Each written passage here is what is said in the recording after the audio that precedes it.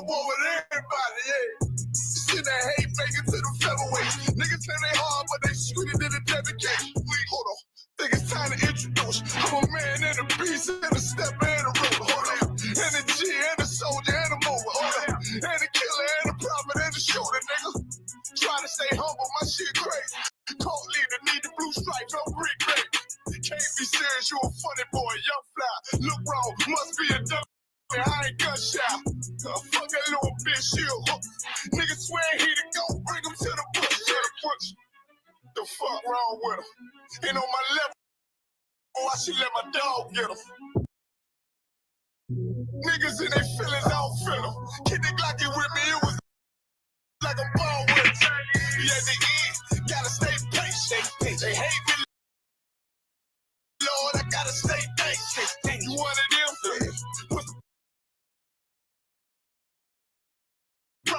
From World West, go to war with everybody. I'm from Philly, you get hot, you catch a cold case. I'm one with these brothers trying to set my soul straight. They done turned me to a prophet from a demon, and I'm locked in this shit and I ain't leaving. Never ski mask transform the war mode like I'm Voltron. Stamp on my head and my chest from the most high. Put something tight around your neck like a bow tie. Got my niggas waiting charged up like they phone died. Red letter, drip clean, it looks so fly. Claim me riding, that's why I left his ass roadside. He gon' die. Skyscraper to a nosedive. 9mm plus B, fuck a 4-5. The fuck wrong with him? Ain't on my level, I should let my dog get him. I see niggas in their feelings, I don't feel them. Kick the Glocky with me, it was like a ball with him. Be at the end, I gotta stay patient. They hate me, Lord, I gotta stay patient. You one of them? Yeah. What's the problem? From World West, go to war with everybody.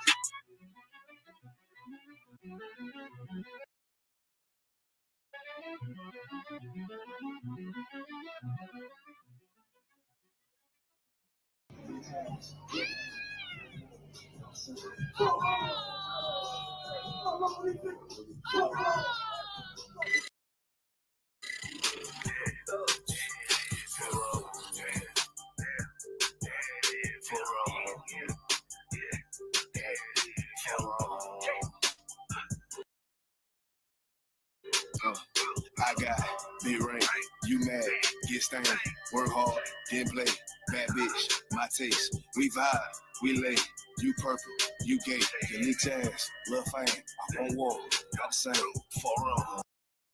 4 on, I try to tell these motherfuckers time to time, 4 on, pussy ass, purple ass nigga, man, 4 on, nigga took my ass right. Niggas better get their weight up, you little body bitch. Worry about a damn pay cut, you little body bitch. I ain't worried about none of these niggas, little body bitch. You that scare rag, cow ass little body bitch. Had to fuck around, get my rank up, you little body bitch. And I'm pouring up, yeah, young nigga, and I'ma take a sip. Yeah, all the niggas run down, hate, but tell them zip it lip. You a dumb ass, scare ass, one little body bitch. Hey, and I ain't worried about nothing, nigga, nah, I ain't worried about shit. I got more than one, so you know niggas don't reminisce. I spit flavors on they damn beats, niggas better catch a bitch. Never knew a goddamn man be scared to represent. But you a whole ass, dirt ass, little damn body ass nigga.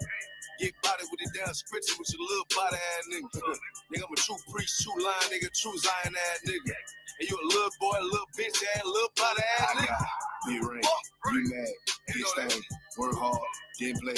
Bad bitch, my taste, we vibe, we lay, you purple, you gay, you leech ass, lil' fame, I won't walk, got the same, 4 on. 4 on. I tell them, nigga, 4 on.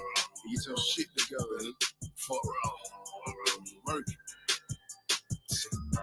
I'ma do this shit till I write, you little body bitch.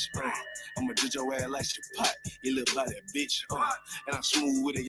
Yeah, Zach, you little body bitch, and I switch ain't gonna have thought, little body bitch, and I'ma stay determined like the cars, you little body bitch, and I'm so cold like a bond, you little body bitch, and I'm a warrior like that bar, you little body bitch, and my aim like that a Zach, you little body bitch, need a princess Papa, little body bitch, or anyone down the slide, you little body bitch, yeah, I keep a couple straps in my ride. You little body bitch, since you can't get it, wanna die, cause I'm body bitch. You right, you mad, get stoned, work hard, get played, bad bitch, my taste, we vibe, we late, we perfect, we pay, we lit jams, love fame, all on, not same, fall on.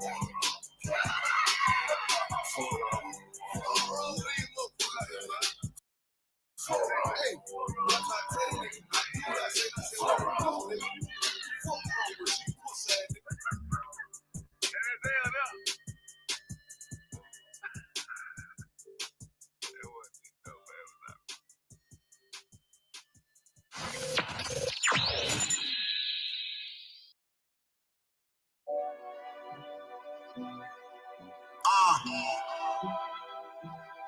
One West World. First everybody. Bitch, this is more than what they ever played up. Living by a cold, put me in a gas tank. Born in 91, pumping 93. Winter, Chevy feel like a nectar. But I keep it. It's more than what they ever played up. Living by a cold, put me in a gas tank. Born in 91, pumping 93. Winter, Chevy feel like a nectar. But I keep it clean. Yeah, I'm too for real. Comfortable with myself with this fraud. Man, I'm too legit. Off the thermostat, can't hold me back. Trying to check my check. I had my weight, run my plate, really busy. Really in the field. Taking it, check me out when it doubt. I'm gonna make my bread. Never lose niggas who is a feast. Just know we all gon' tweak. Niggas slick on my shit, pop my shit. My bro said this shit greasy. She don't like the message. I get wisdom. I'm just ruthless. Tell my time, but not too much. They feel me. I know talk is cheap. I'm controlling it from a distance. This how it's supposed to be. Different what she never had. Now she can't get over me. I understand they don't want a man, they just want company. Shorty know I'm all about my gravy, trying to smother me. Fuck the dick, get from under me. I ain't had no silver spoon. This shit come from underneath. I play for keeps. I don't see nobody. This shit tunnel V. I play for keeps. I don't see nobody. This shit tunnel V. This is more than what they ever played up. Living by a cold, put me in a gas. Born in 91, pumping 93. Winter, Chevy feel like a nectar. But I keep it. It's more than what they ever played up. Living by a cold, put me in a gas. Born in 91, pumping 93. Winter, Chevy feel like a nectar. But I keep it clean, though.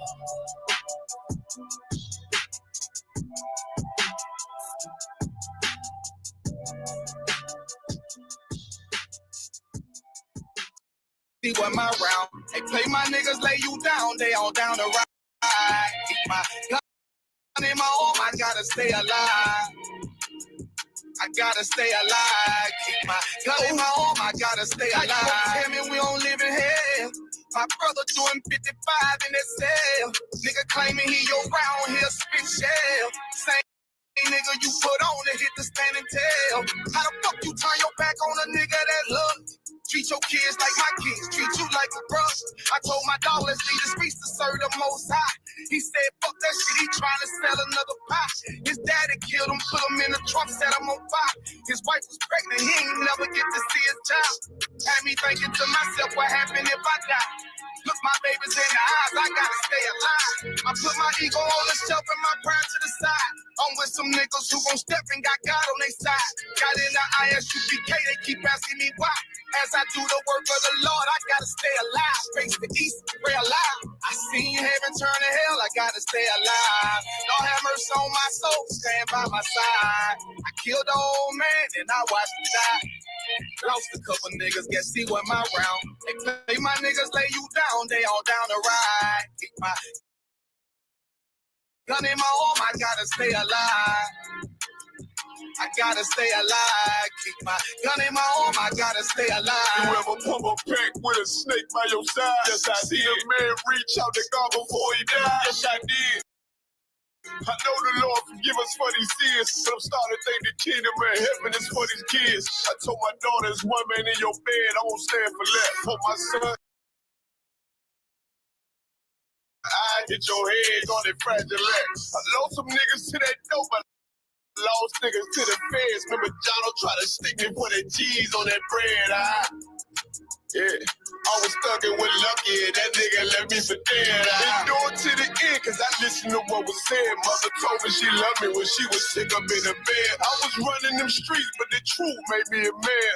She don't really speak cause she'll never understand. That's why I ain't even tell her about these voices in my head. I'm still trying to manage my anger like Uncle Craig. I seen heaven turn to hell, I gotta stay alive. Don't have mercy on my soul, stand by my side. I killed the old man and I watched him die. Lost a couple niggas, guess he wasn't my round. They play my niggas, lay you down, they all down the ride. Keep my gun in my arm, I gotta stay alive. I gotta stay alive. Keep my gun in my arm, I gotta stay alive.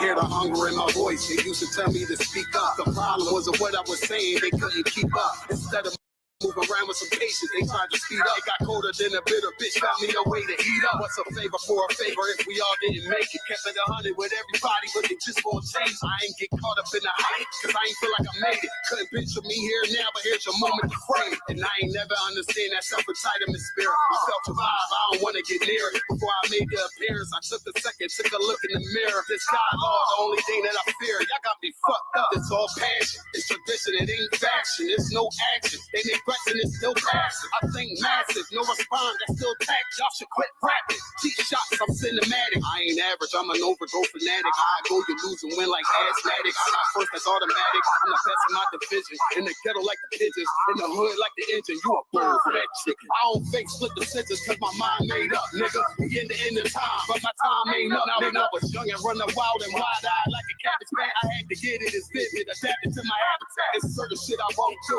certain shit you can't prove. My shit sound like a payday, yours like more when the rent. If I had $1 for every dollar you counted, I would be broke. Watch it be close, got a better chance. Fox in the go, and they know I'm raw, and they know the squad, and I'm feeling lost, still in charge. I don't make it follow, I follow the law. Standing tall like they on Mars. I just got a call from my bro, he behind the wall, he told me let it off. Niggas lying for some cat, I got a different line in me. Everybody intimidated, I got that guy in me. You can focus on the downs, I'd rather keep my nine with me. Help me get the number rounds, you know you want to lose me. I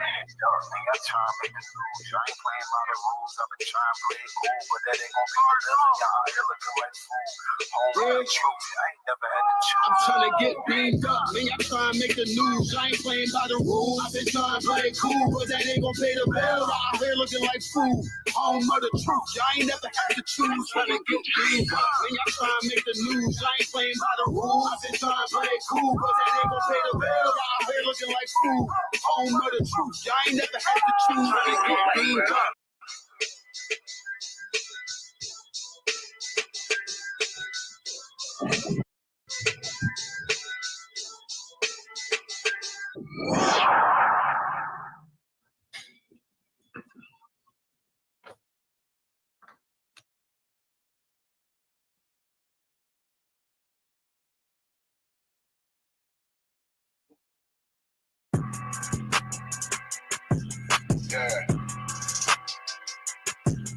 Yeah, you know what it is. 140 for the rapper, busy man, shit, nigga.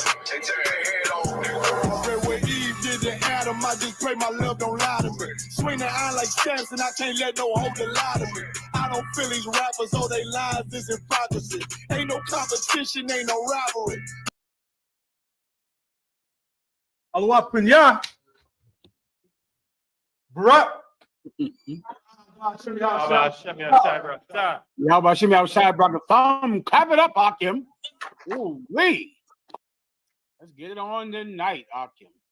I'm happy to see you. Mi nombre es General Mahayamin, Servicio a Placer de la General Yahana. I'm here to answer your questions. Please, preguntas whenever you're ready. Haz tu preguntas. ¿Cómo te puedo ayudar? Headquarters, where are you at? Khan, we're here, sir. All right, let's clap it up. Who we have right here with us tonight, Op? We got Go ahead. Montreal with us. Montreal, Canada. Give him a hand. I see you, Warrior. Good to see you, Op. Who else do we have in here? We got Dallas. Dallas, Texas. I see you, Warriors. Let's get it on in here tonight, Dallas. Florida's here with us. Florida. Okay, Florida. Good to see you, Op. Go ahead, brother. Milwaukee. All right, Milwaukee. I see you. I see you, Akim. Come on. We got Trinidad as always. Trinidad. Come on, Trinidad. And we got Kansas City with us. Kansas City. Kansas City. I see you, Akim.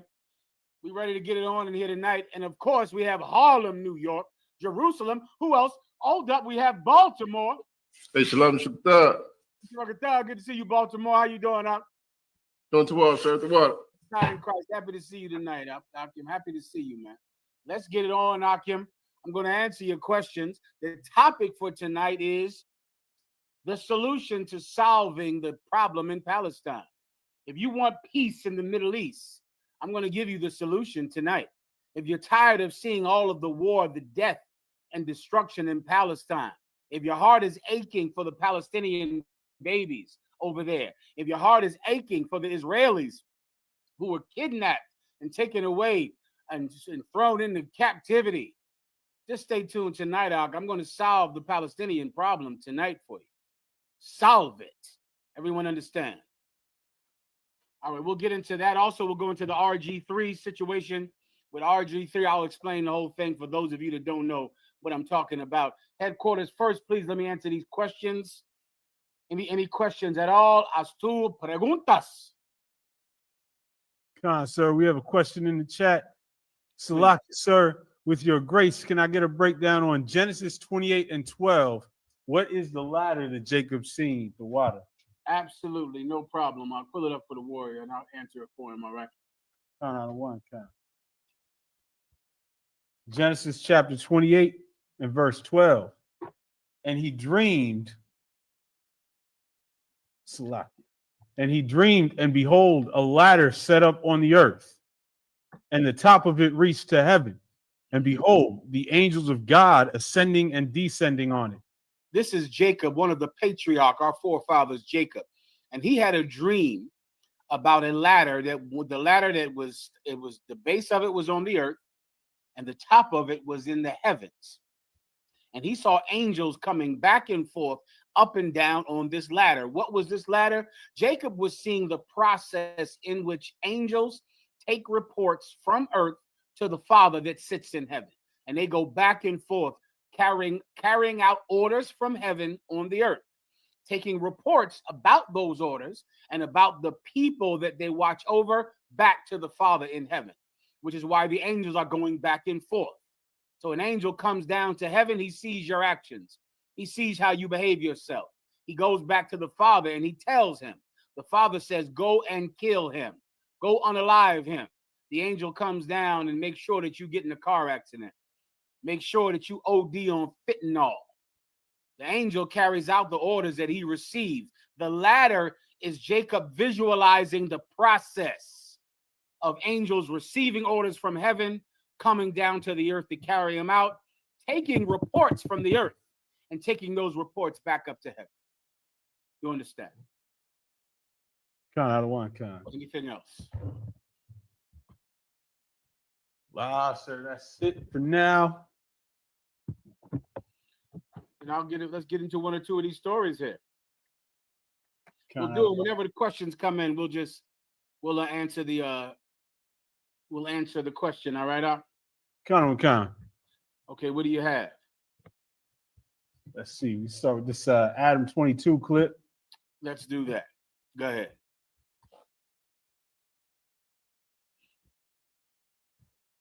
Everyone knows who Adam 22 is, right? Adam 22, that's that cat Captain Tazar Yakwin on his show, Adam 22. The show is called No Jumper. Now, of course, many brothers from gangs go on Adam 22's show.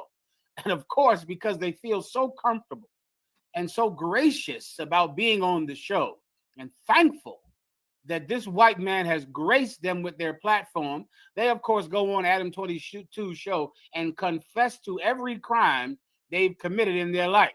And they feel comfortable and encouraged to do so by Adam 22. Well, one of his the people that he has on his show, of course, got locked up and went to jail, as many of them do. So as he was in jail, he believed that Adam 22 was still going to continue to pay him while he was in prison. And this is Adam 22's response to, I believe the man's name was Brick Baby. Lord be with the brother. He has a ton of federal time facing him right now. He's in federal prison. But he wrote a letter or talked to Adam 22 and expected Adam 22 to continue to pay him his salary while he was locked up in jail. And here is Adam 22's response. He thought that he was going to keep getting paid, that even though he's locked up and he's not able to contribute to the business by being on camera, that he thought that he was just so locked in that he was going to keep getting his monthly pay each month. I'm sorry. I know you guys all saw the No Jumper is Going Broke video. We are not in the best financial state right now. Me paying someone to be in federal prison doesn't really seem realistic. Now, that is very interesting if you could understand what that poor brother, Brick Baby, must have thought. Did you hear the part when Adam 22 said he must have been he thought he was so locked in? Did you hear that, Ephraim? Con. Okay, I know Adam 22 doesn't understand this because many white people don't understand how poor black people feel about white people. They just don't know. Brick Baby went to federal prison, and in his mind, his daddy is going to take care of him while he's in jail. His daddy. He doesn't think of Adam 22 like an employee, like an employer. No one who works a job would ever think that your employer would pay your bills while you're in jail. If you work at FedEx or Home Depot and you get locked up, no one thinks that Home Depot would continue to pay you while you're in jail. But you see, Brick Baby doesn't understand the relationship that he has with Adam 22. He thought Adam 22 was his friend. He thought they were friends. He didn't think they had an employee-employer relationship. He saw something so deep and meaningful and a situation which was completely carnal and was completely transactional, but he didn't know. And that's important because so many of you out there, you believe that white people love you because they pay you. You believe they love you because they play sports alongside of you. You believe you have some deep relationship with them, all because you feel so graced to be in their presence. You feel so blessed. You think I'm on Adam 22's show. I'm telling him all my crimes. Surely he'll take care of my family while I'm in jail. And Adam 22 thinks that the concept of that is ridiculous, that you would even think that, because you idolize white people. You think of them like some God allowed you to come on his platform. And this God is the blessing in your life. And when you go to jail, he will be a merciful God to you. He will pay your bills. He will take care of your family. He will be completely merciful to you. You don't think of white people like they're just people, like they're just average people. What else does this matter on? RG3. Let me tell you about the RG3 situation. Do you know about RG3, Ephraim? Yes, sir. Break it down for everyone. So RG3, who's famously, he was a short success in the NFL. He's more known for just marrying white women. And now he's a commentator. His colleague, Ryan Clark, they got into a battle where RG3 basically said that Angel Reese hates Caitlin Clark. Mm-hmm. that he analyzed some situation where there was a foul in a game they had the other night, and he said that she has hatred for this white basketball player, Caitlin Clark. Well, Ryan Clark came on and said that he can't analyze this situation because he can't relate to black women. He has no black women in his life. RG3 felt like the line was crossed, and got all in his feelings about that. Can we play the RG3 video? Play the response video when he has his white wife sitting in the background. Come on, sir. And this applies to the RG3. So many of you out there, you have a white wife, you have a white friend or a white teammate on your, basketball or football team. And the white boy is simply looking at you like, his black friend. He can always tell people he has a black friend because he knows you. But that is not how you look at him. You look at him like he's a God that allowed you to come to heaven, that allowed you to step into his world. And it's so unbalanced a relationship that black people, Hispanics, you're the ones that get hurt when it goes awry. You're the ones that get hurt when this fallacy of a friendship that you have, this fallacy of a marriage that you have in your mind finally gets revealed to you to be something that it was not. Go ahead and play it. And who's really speaking? On the sideline, just, yeah, baby, get her, you get her. Who celebrates like that for a flagrant foul on another player if they don't dislike that player? Okay, you want some more evidence? Here's some more evidence. Remember last year when they were talking about who gets the credit for the expansion and the eyeballs and the popularity boost of women's basketball? Not just the WNBA, but women's basketball in general, because of the spike in the women's NCAA tournament and WNBA viewership. A lot of people were attributing that to Caitlin Clark, and rightfully so. This is what Angel Reese had to say. Did you see that, Ephraim? Now, because he's successful and because he played football and has this podcast, everyone will believe that this white woman is blessing him, that his white friends are.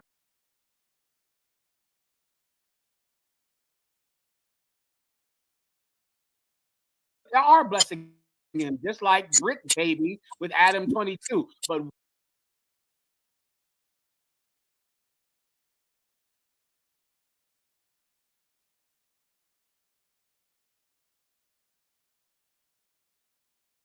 when he goes to jail, then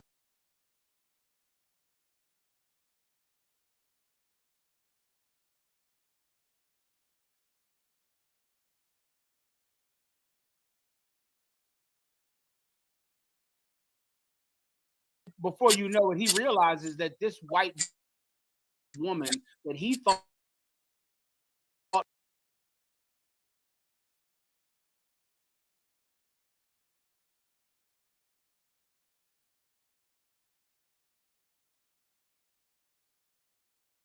was a goddess doesn't love him at all. She's going to divorce him.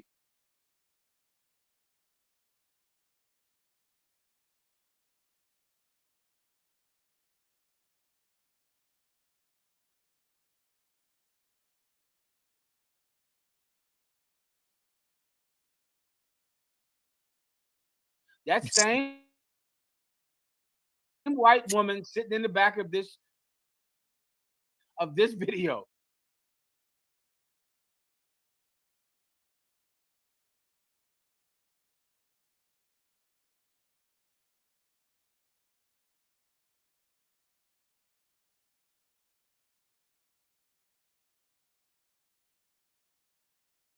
Sitting there making sure that her slave says the right thing.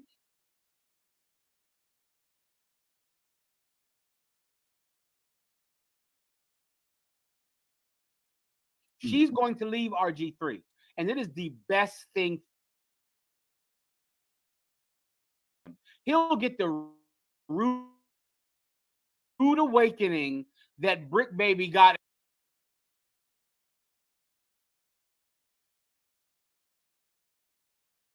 in federal prison when his best friend realized that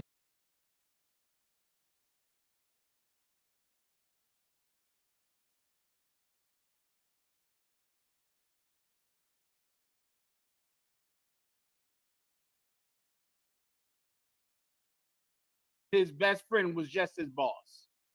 RG3 will get the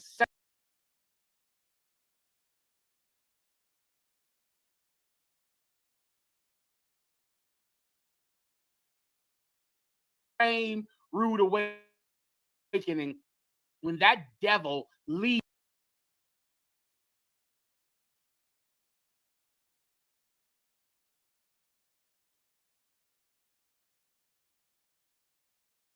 him. Everyone understands. And if I could, sir,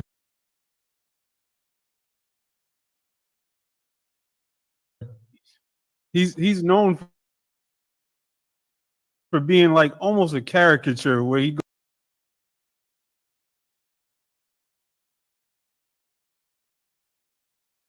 goes around talking about how much he loves milk and Dang. God damn. So what? Like he's obsessed with everything white. yeah. Listen, he's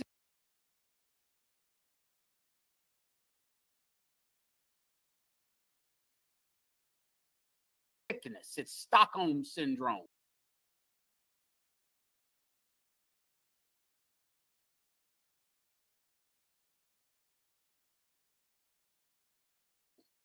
Well, he is just absolutely obsessed with pleasing his oppressor.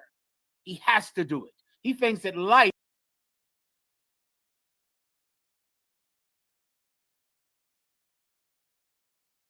is about pleasing white people, making white people comfortable.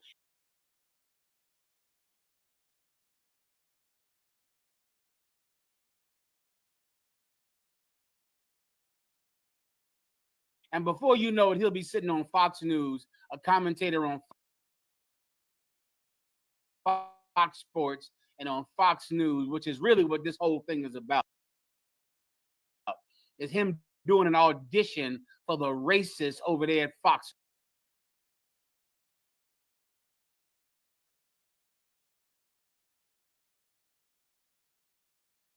Question. Constance Milwaukee has a question. Milwaukee, you're right.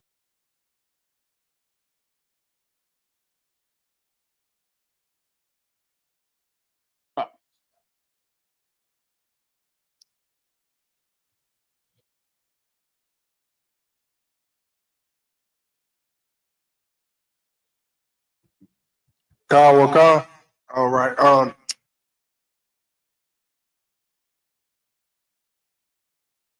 Shalakia, I don't want. I didn't want.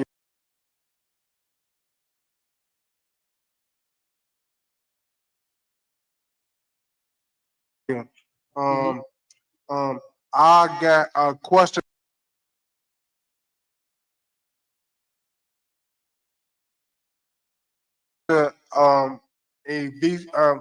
Ephesians 6:6. I want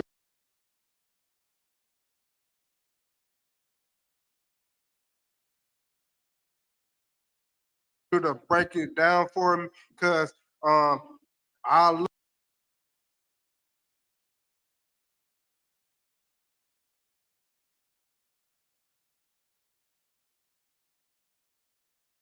at he lived twice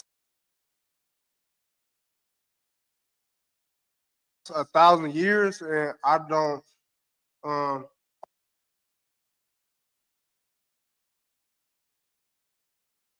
only God live 1,000 years. I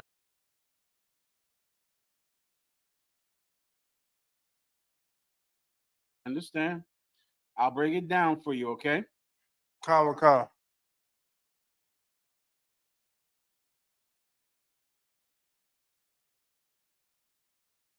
Go ahead and read it, please. I mean, let someone read it for you if you want to read it for yourself.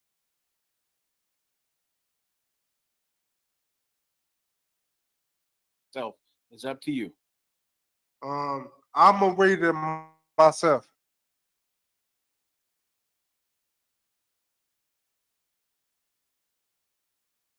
Please get it on. Come, Ephesians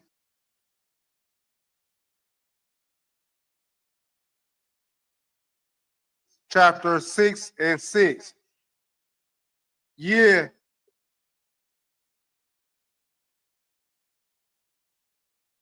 Though he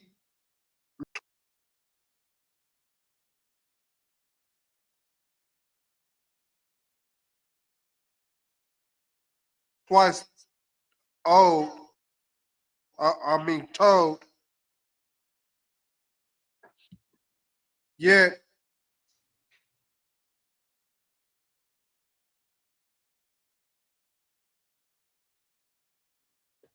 he has seen no good.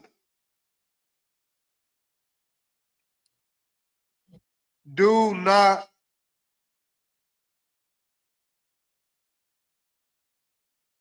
all go to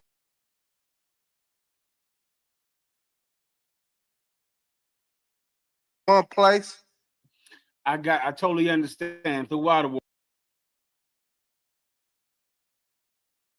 warrior. Okay, he's not saying this person lives 1,000 years. It's like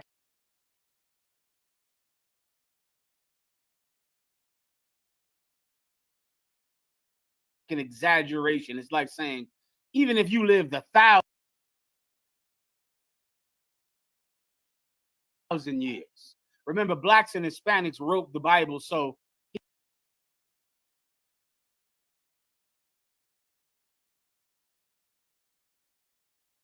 he's not saying the person is actually living 1,000 years. He's saying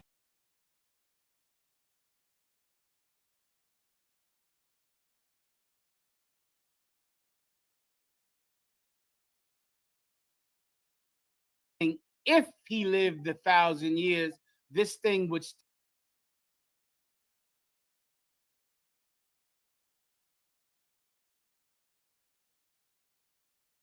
never happen. It's an exaggeration to make a point. You understand? Come.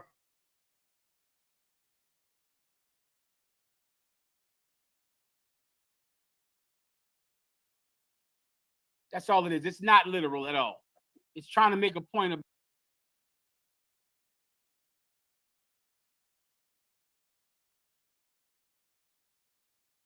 about that's the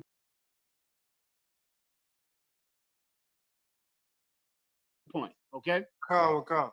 No sweat. Anything else? I don't want.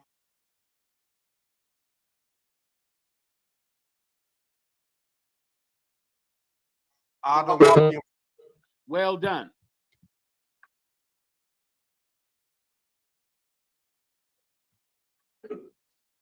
Ephraim.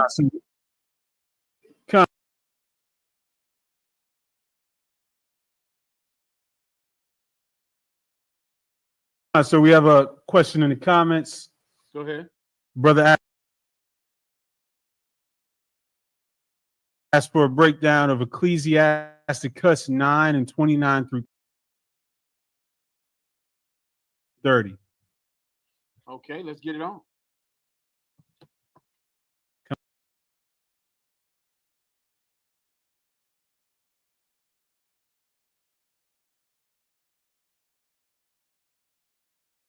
Or Salaki, I believe he meant Ecclesiasticus 19 and 29. Ecclesiasticus 19 and 29, no problem. Ecclesiasticus chapter 19 and verse 29. A man may be known by his look, and one that hath understanding by his countenance when thou meetest him. Mm-hmm. Is that it? Verse 30, a man's attire and excessive laughter and gait show what he is. Oh, yeah, brother. Listen, this is a precept against the purple pigs, against the Christian church. This is a precept again against looking gay. That's what this is about. This is telling you to walk, talk, act like a man. That's this precept out. And this precept directly contradicts the kind of spirit, the kind of attire, the kind of walk that they teach you is the church way to behave. The way that a man of God dresses, the way that a man of God talks, like Jamal Bryant. You ever see Jamal Bryant and you don't know what's happening in his personal life, but you know he's gay. You know it, even though you don't see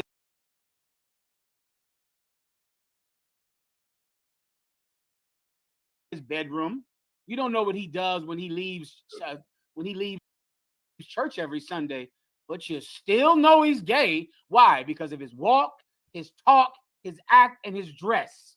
That's what this precept is about. And I'll break it down for you. Give me one verse above where we started. Could have been 20, 21. Say, Pastor, you don't love me. I said, I do. Well, what you mean? So you don't love me, I'm gay. And it hit me with a silver bullet inside of my head. Because I... You see that? Inside of my head. And let me tell you something else that you LGBT people do in secret. The way you sit when you cross your legs, I wish you could see this video. Men do not sit. He's not doing it here, but you've seen men. Ephraim, you ever seen a man cross his goddamn legs like a woman? Sir. Oh my, Ephraim, I hope you never do, because it's a terrible thing when you see some preacher sitting up somewhere with his legs crossed like he has on a mini skirt. Like I said, it hurts. Oh, I mean, I don't know why it doesn't hurt them. Listen, I look at him and I go, come on, now, that cannot be comfortable for you. You have a penis. You're not a woman. How do you cross your legs like that and sit in a chair with your legs crossed? Like, you have... One is like, what are you doing? Right, Asher. And it's so many things like that. The way they talk and sit, the way they dress. Well, brothers are going to assume something about you. They're going to assume something about you. Start from the top. Khan, sir. Ecclesiasticus 19 and 29. A man may be known by his look. You hear that? Brothers are going to look at you and go, oh, yeah, that's that cat. He's hardcore. He's rough. Or they'll look at you and say, he's half a homo. That's what they'll say. And just by looking at you, just look at you and size you up. That's why I want to get in so many problems, because of the way you look. Look, you look like someone who's weak. You look weak, and because you look weak, people come to test you because you automatically look weak. And so you have to be afraid or carry a gun every goddamn where, because you look like someone that people are going to try. People are going to try you because of your look. People know you based on what you look like. Continue. Khan. And one that hath understanding by his countenance. And someone that has understanding, they'll look at you, and by looking at you, they'll know that you have understanding, because you don't look like an idiot. There's a look that an idiot has. And he's completely stupid. He has that look, mouth open, stupid, angry all the time, mad every goddamn day. He can't understand things. He's frustrated all the time, always frustrated. Someone that's stupid, they're easily frustrated because so many things happen in life that they don't understand. They don't know why people are saying this. They don't know why they keep doing this. Ooh. And people look at you and go, this cat is confused by life. Doesn't understand anything. Come on. Then there's someone else, you look at him and you go, oh, he gets it. He's cool.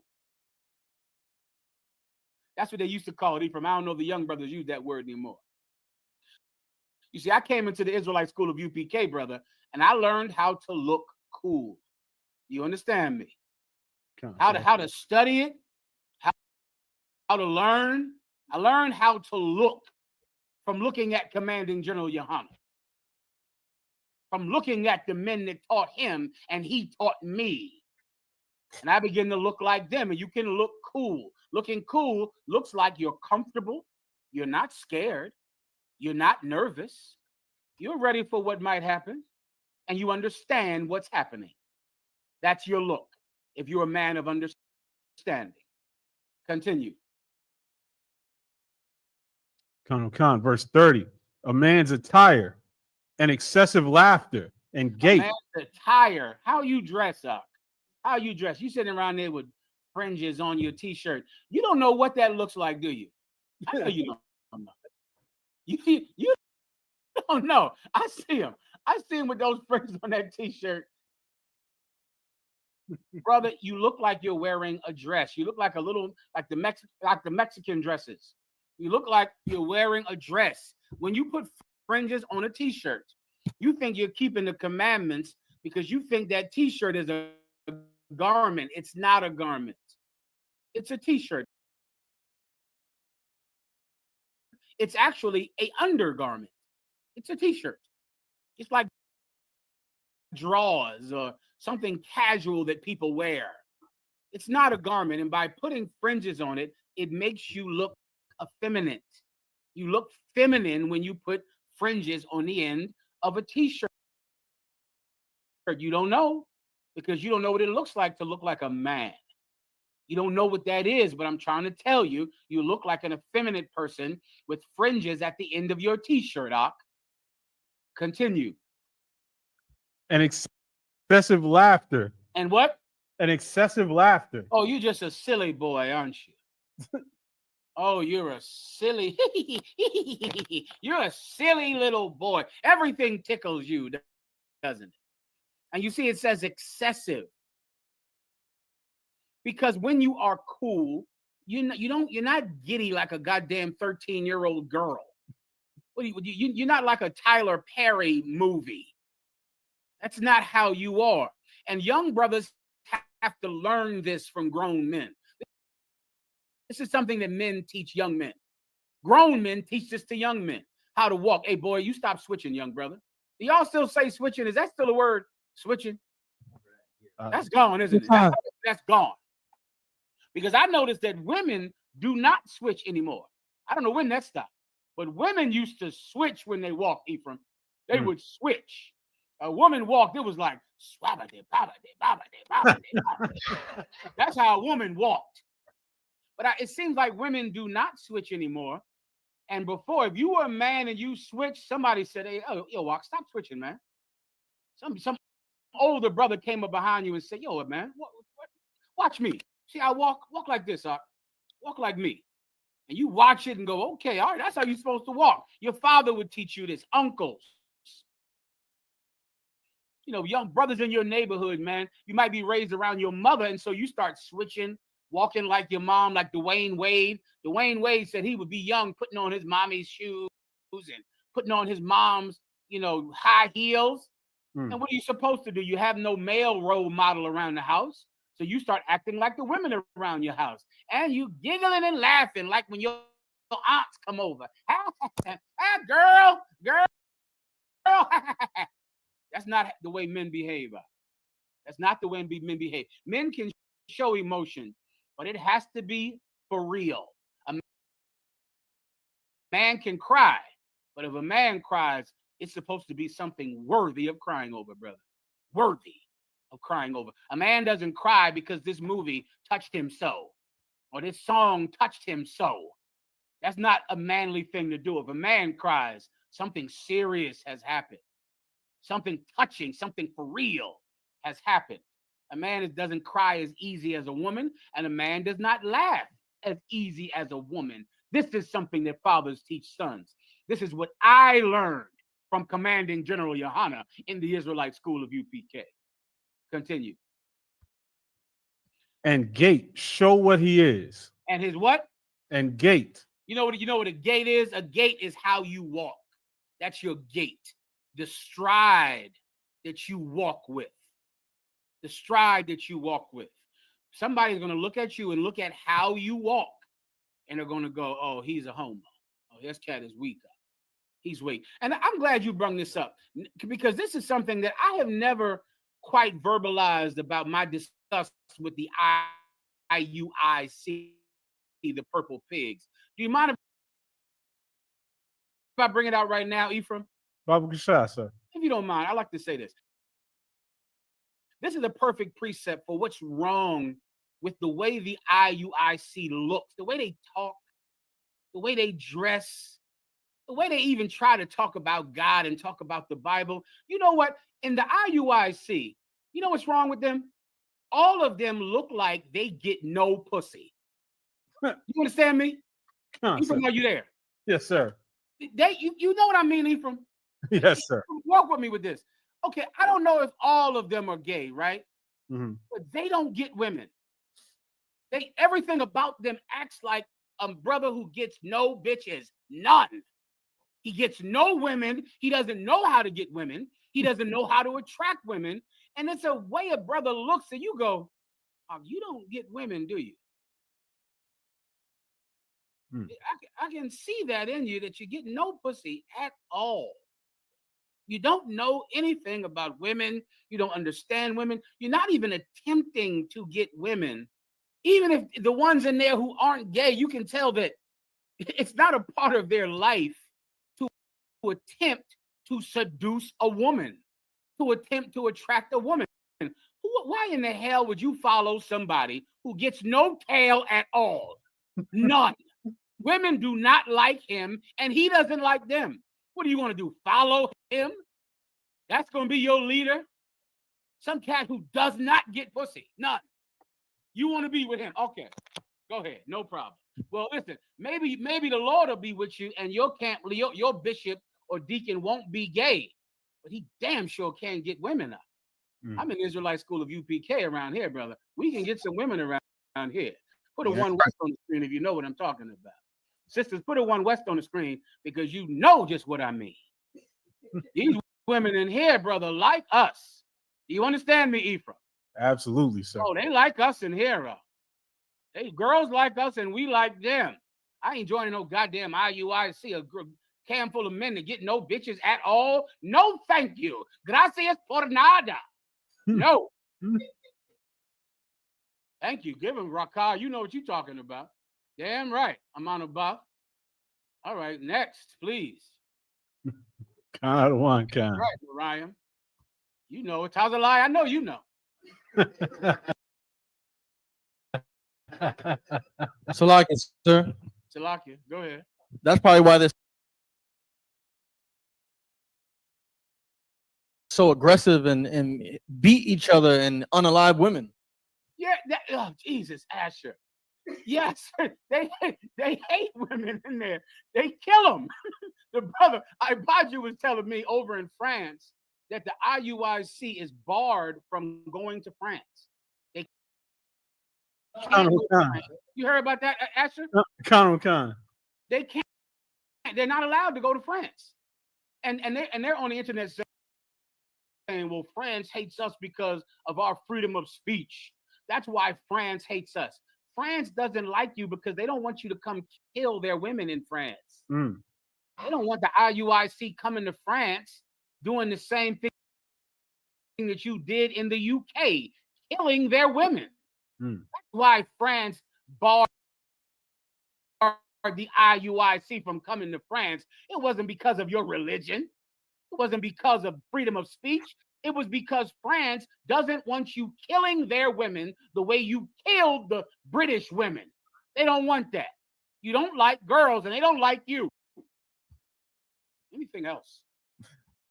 So Montreal has a couple of questions. Please, Montreal.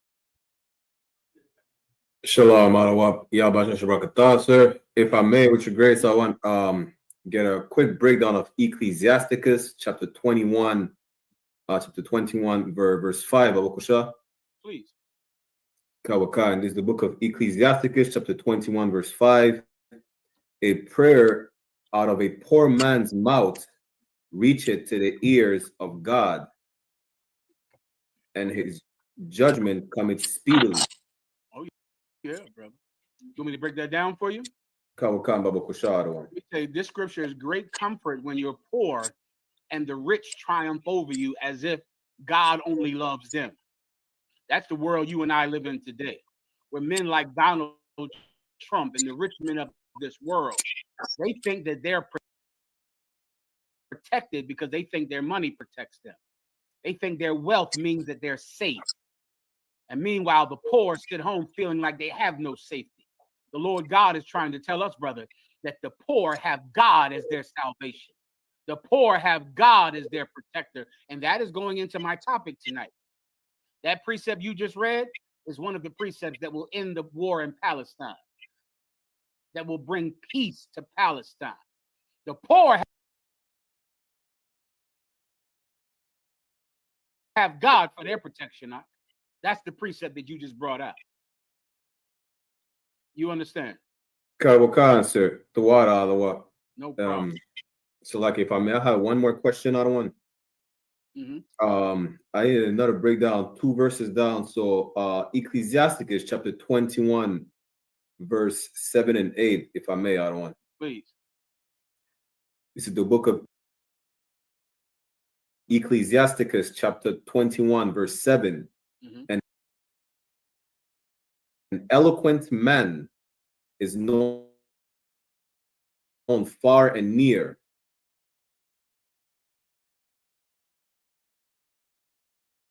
But a man of understanding knoweth when he slippeth.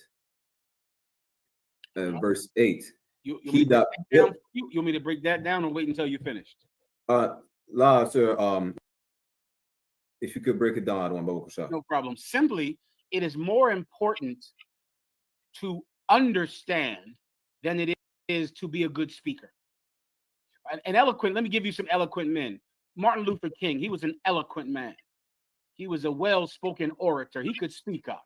So many people like him. Malcolm X, eloquent speakers. They could speak, but that's different than a man of true conscience. That's different. An eloquent man will get famous. He'll be famous because he knows how to speak. It's like knowing how to sing or knowing how to rap or knowing how to dance. It's a talent. And some people have that talent. And if they have it, people will like to see that talent. They'll enjoy it. And you'll get famous because you're an eloquent speaker. Now read the next part. Kawakan. But a man of understanding knoweth when he slippeth. Well, let me tell you something. Let me tell you what's better. It's better to be a man of understanding, because a man of understanding would have never made the kind of mistakes that Martin Luther King made in his personal life.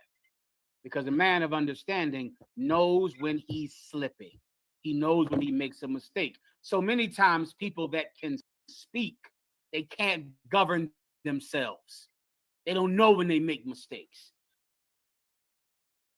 You'll give somebody that gives an amazing speech, and he goes home and he's a drug addict.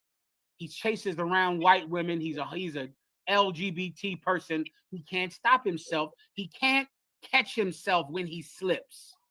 So Malcolm X, although he's a great speaker, he's going to betray his brothers and side with white people and betray his brothers, and then they're going to kill him because, of course, they're evil people as well.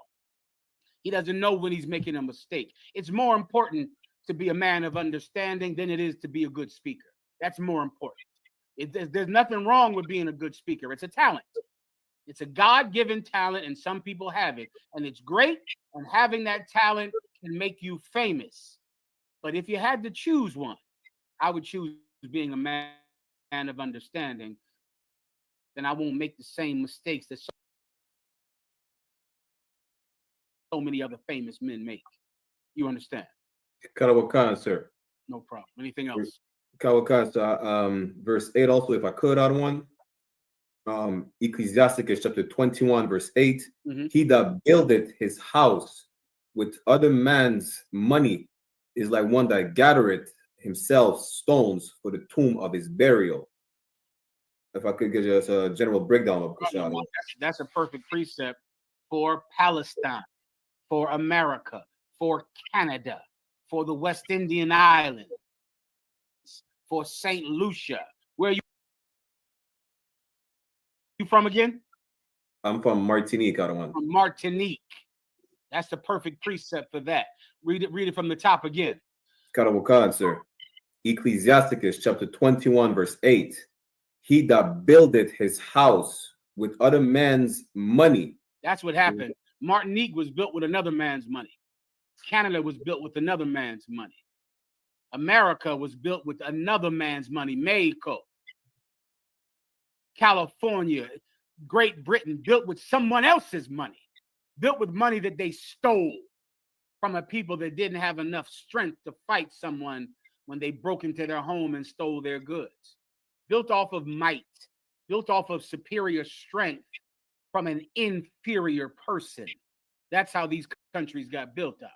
And so when you do that, when you build your house with another person's money, keep going. Karawakan.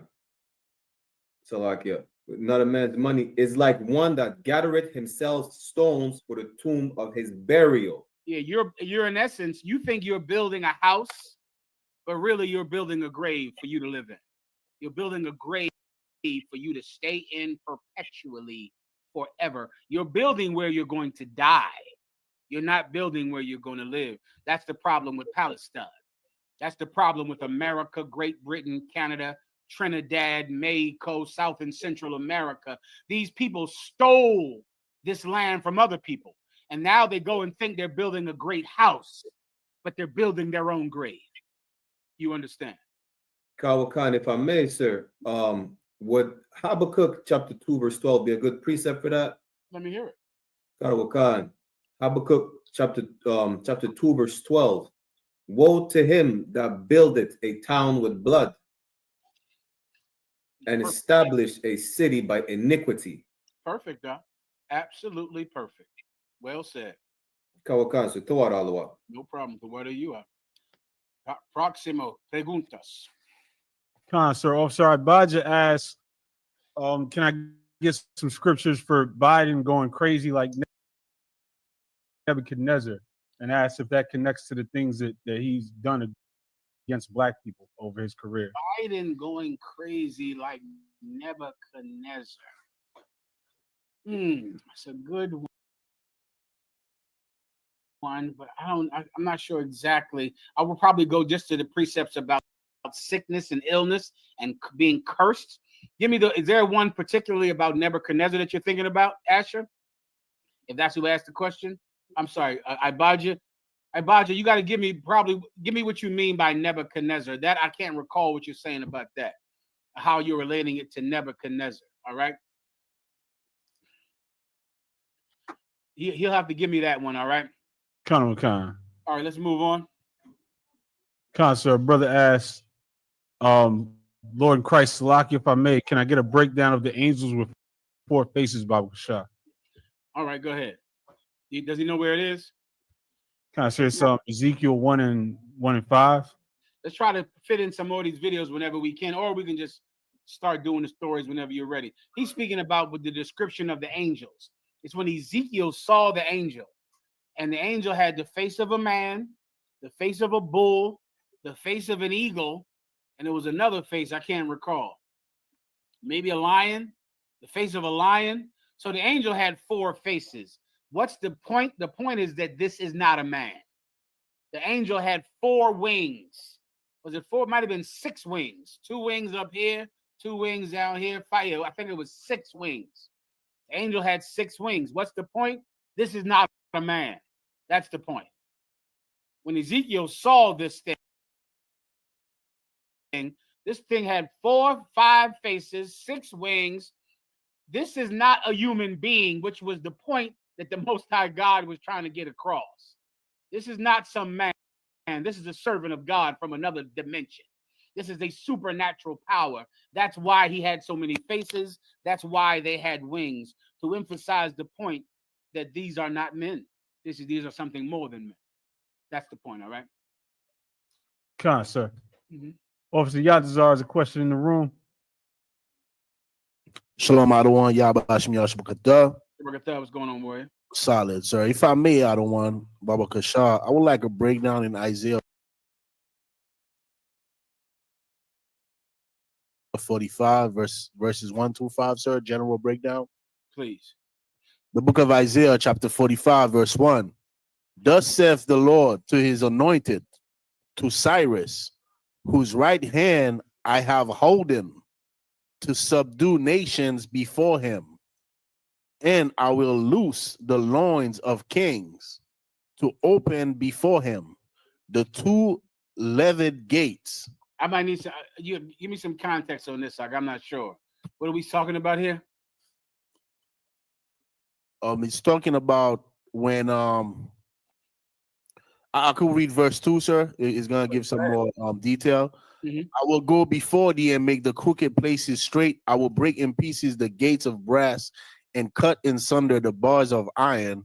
And I will give thee the treasures of darkness and hidden riches of secret places. Do you understand all of that? I wanted to know, sir, in verses 1, why it says the Lord to his anointed and then mentioned to Cyrus. Okay, I might have to read along with you. I'm not catching. I can't catch the context. Okay, sir. Let me. Where are we at now? We in Isaiah 45, sir.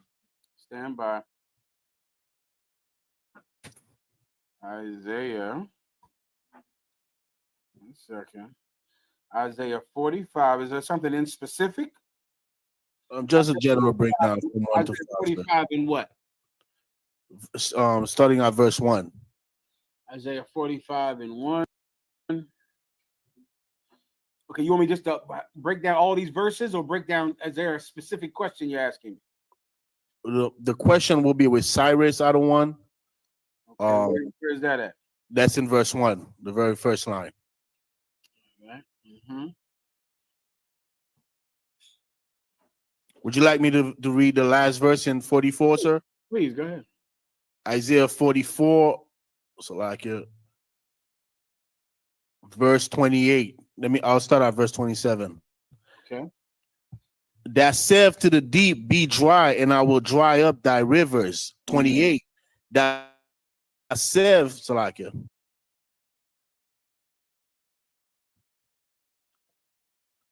I will have to start at 24 for the context, sir. All right.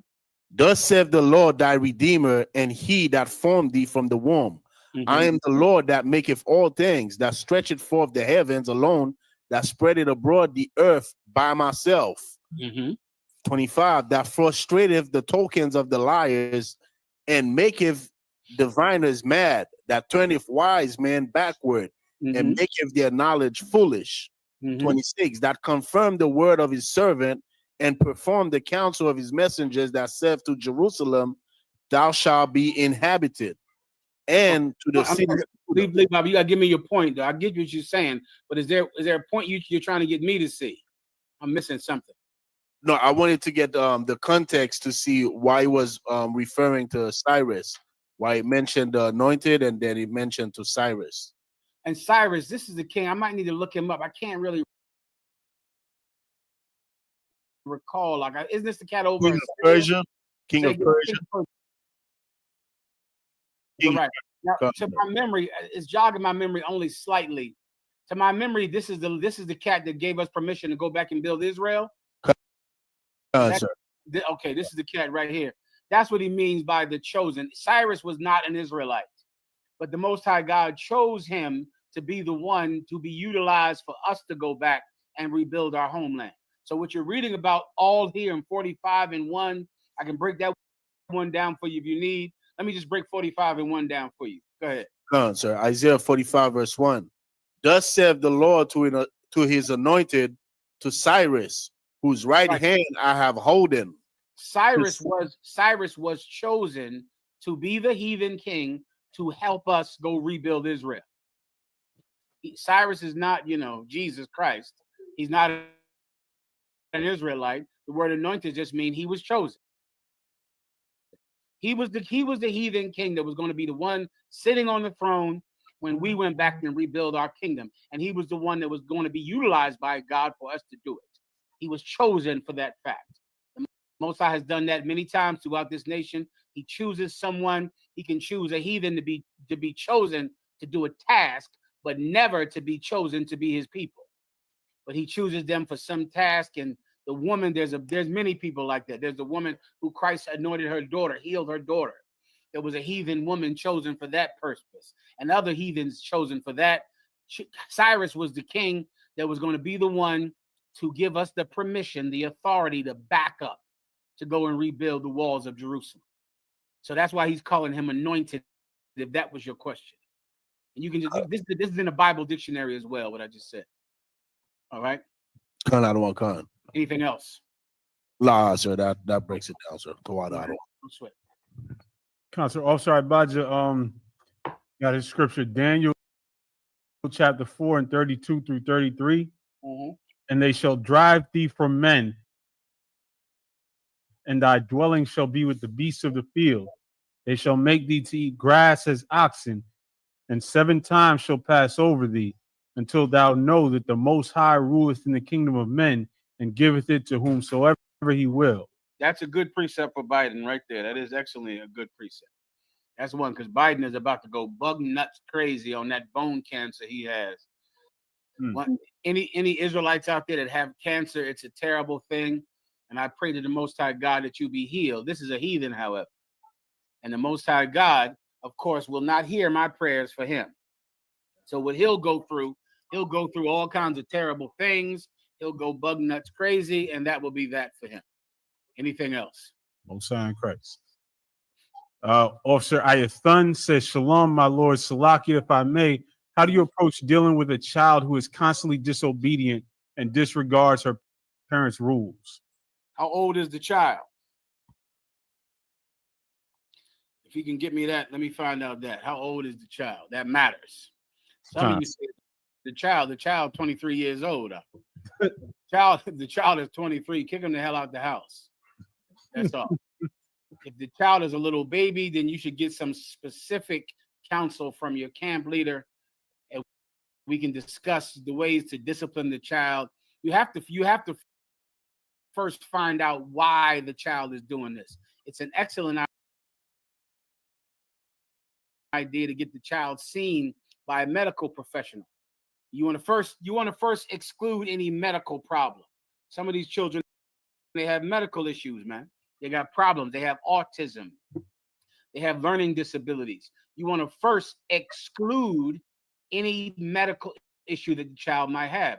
So if your child is having behavioral problems, first thing, get him to a doctor. First thing, get him to a doctor and let the doctor check them out. See if they have some issues that they might need extra help with. Now, let's imagine that the doctor says, no, the child is fine. Then you have to look at the parenting. Look at the parenting. Look at how the child is being trained. Some of your children behave like animals because the parents are animals. That's some of your children. You're wondering why your children is so terrible, why your children doesn't listen. It's because you are molesting them. That's why. Because you're molesting your daughter. Some of you out there, can you imagine Ephraim? I don't know why my daughter don't respect me. It's probably because you're molesting her. Then you wonder why this little girl doesn't respect you. How could she? You come into her room at night when the mother goes to work. That's why the girl doesn't respect you. You wonder why the mother why, my daughter doesn't respect, her mother. Well, how could she? The mother drags men in and out of the house, smokes around the woman, gets drunk all goddamn day. If you're an alcoholic, your children probably will have a very difficult time treating you like an authority figure. So if your child doesn't have a medical problem, then the next thing I would look at is you. Are you molesting your child? Are you an alcoholic? Are you abusing your child? Are you constantly fighting in front of your child? You sit around all day fighting in front of your child, arguing, and then the minute you want to act like a parent, now you're wondering why the child looked at you like a piece of garbage because you act like a piece of garbage, and then you want to flip a switch and turn into a parent. It's not so easy. It's not so easy to do that. So then I would look at myself to see if I'm doing something that's causing my child not to honor me. Now, let's say that's not the case. Then your child just needs some skills, some discipline that we can provide in the Israelite School of UPK under Commanding General Yohana. All right? Kind out of one kind. Anything else? Sister Ash, Shalom, Shalom in Christ. I want to know how you deal with a grieving spouse. How do you be with them during their hard time? Well, what you want to do is allow them the time. You have a grieving spouse, you want to first give them the time. The Bible says that a good man is the death of a good man is worthy of tears, worthy of crying. So if someone has died in your life or in your husband's life, let him cry. Let him grieve. Just let it happen. You're just there. You're not trying to turn it or sway it or stop it. You're just letting them go through it. Grieving is a process. You got to just let it happen. So you give them the time. Going to the burial, that helps. It used to help. Many times these Christian burials, are really raucous celebrations for some reason. I'll never understand that.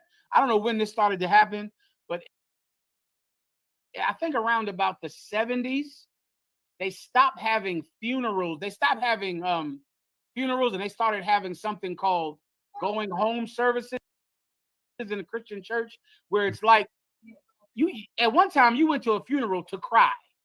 That's really the whole reason that they have an open casket. The casket is open so you can look at the dead body and cry. So you can cleanse yourself with grief. So you can just mourn, cry. You're looking at your dead loved one and you can cry. And at the end of it, you feel better. Then you go have something to eat and get a drink. And you feel better because you got to mourn. Around about the 70s, for some sick reason, Christians stopped allowing Black people to cry at church. I mean, to cry at a funeral, where now you're not even allowed to cry. Who knows what I'm talking about?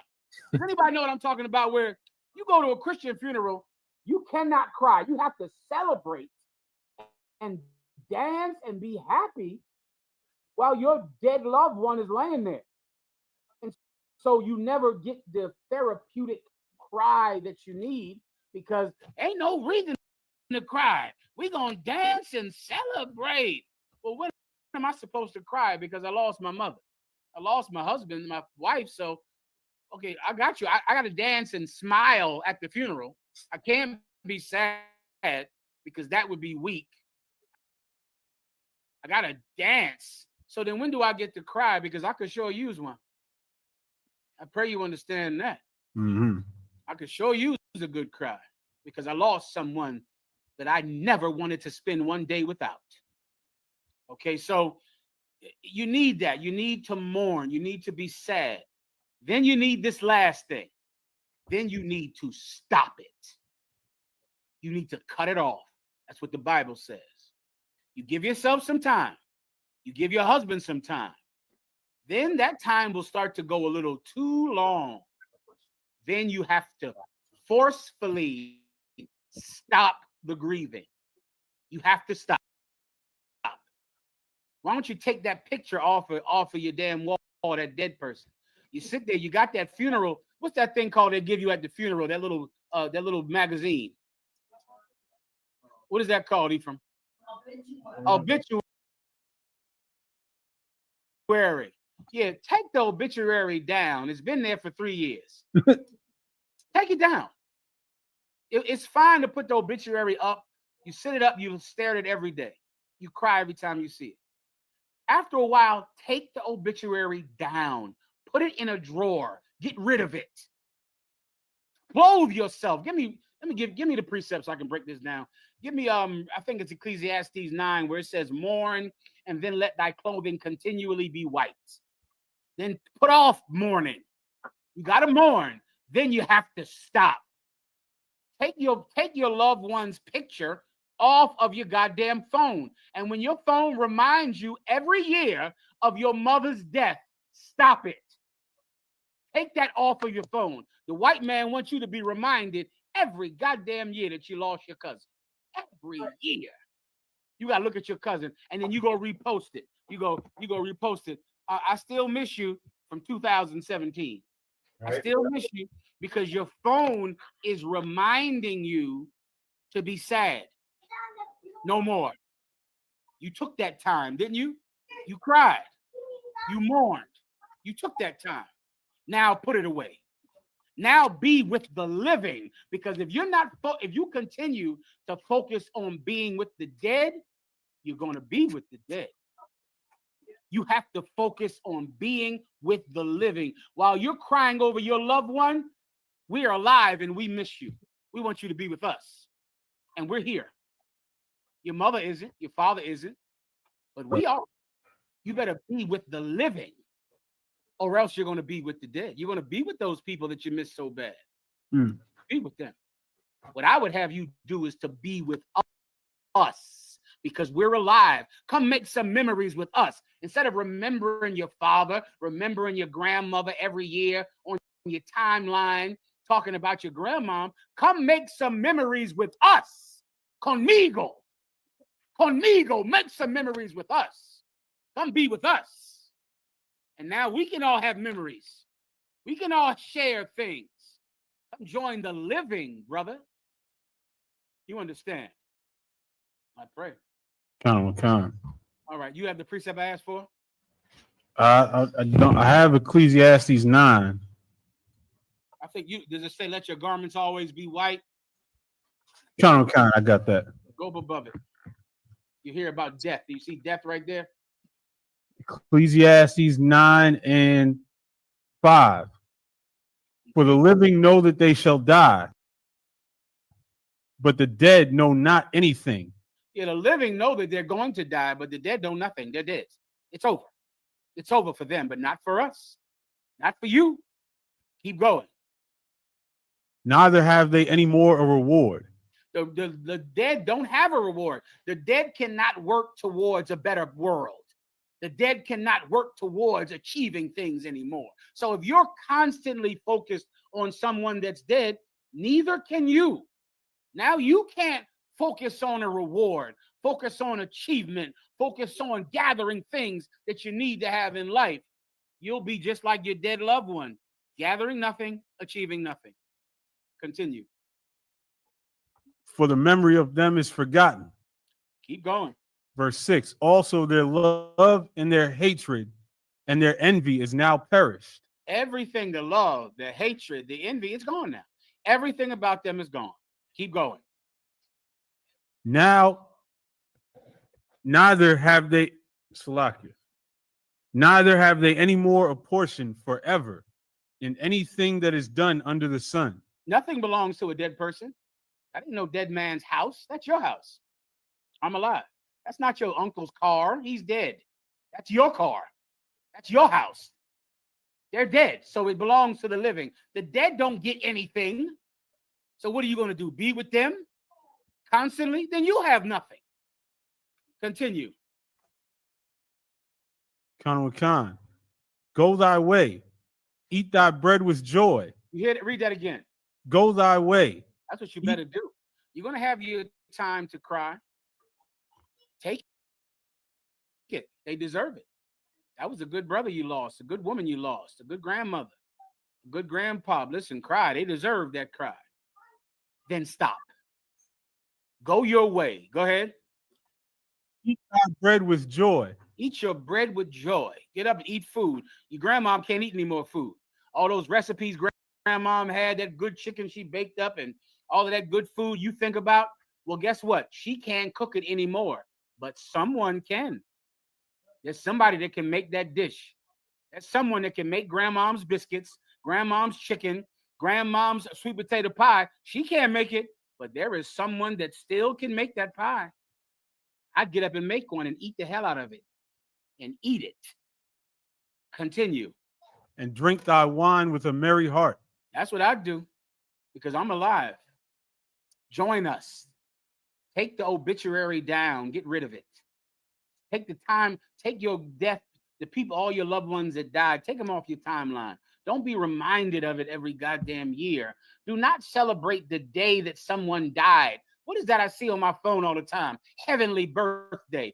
What in the fuck is that? A heavenly birthday? How depressed do I have to be? I ain't never depressed enough. Man, how depressed do you want me? So wait a minute. So now I got to celebrate heavenly birthdays. I got to celebrate when my father lived and died and forgive him for all the mistakes he made while he was alive. How depressed do I need to be before you're satisfied? I think I'm depressed enough. I'm going to get rid of this heavenly birthday bullshit here. I'm going to get rid of that.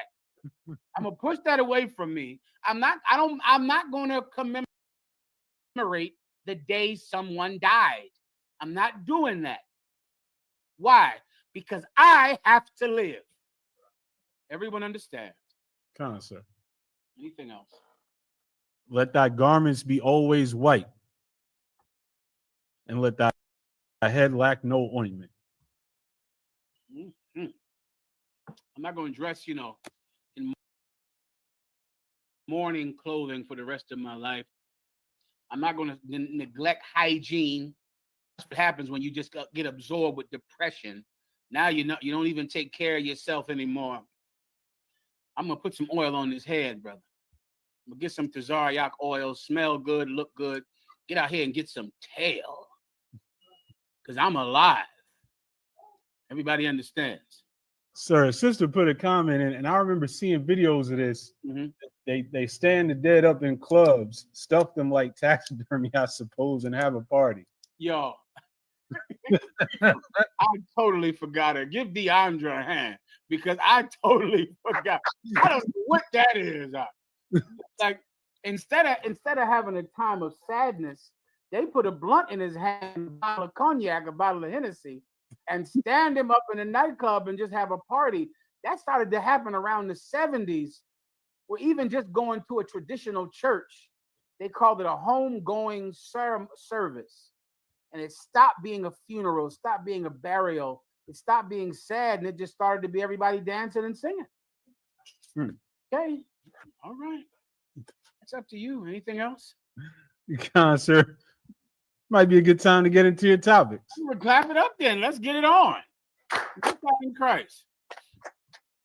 All right, what do we have? What do we have tonight? We did RG3. I think I'm good with that, right? Or no? Come on, sir. All right, what other videos do we have? Somebody did ask the school stance on the Kanye song and stunts. Oh, the one you told me about before class. Come on, sir. All right, put that up on the screen. If you don't have it, don't worry. You got it right there. Go ahead. You want me to play it with the sound on? Yeah, you can break it down or play it. Do your thing. Come on. All my niggas nuts, nigga, howdy.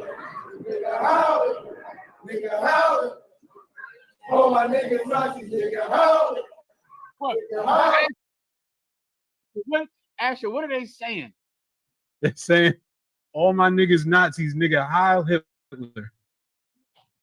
Let me tell you what Kanye West went. Kanye West went down at a homeless shelter and gave everybody $20 who come out and sing this song, which is exactly what every politician does. Whenever you see people holding up signs and protesting for some political move, that's because they go to the homeless shelters and they give everybody $20 an hour. They pay them $20 an hour and they give them a sign and they protest and get angry, but really they don't even know what the hell they're talking about or what they're there for. They're getting paid $20 an hour for this.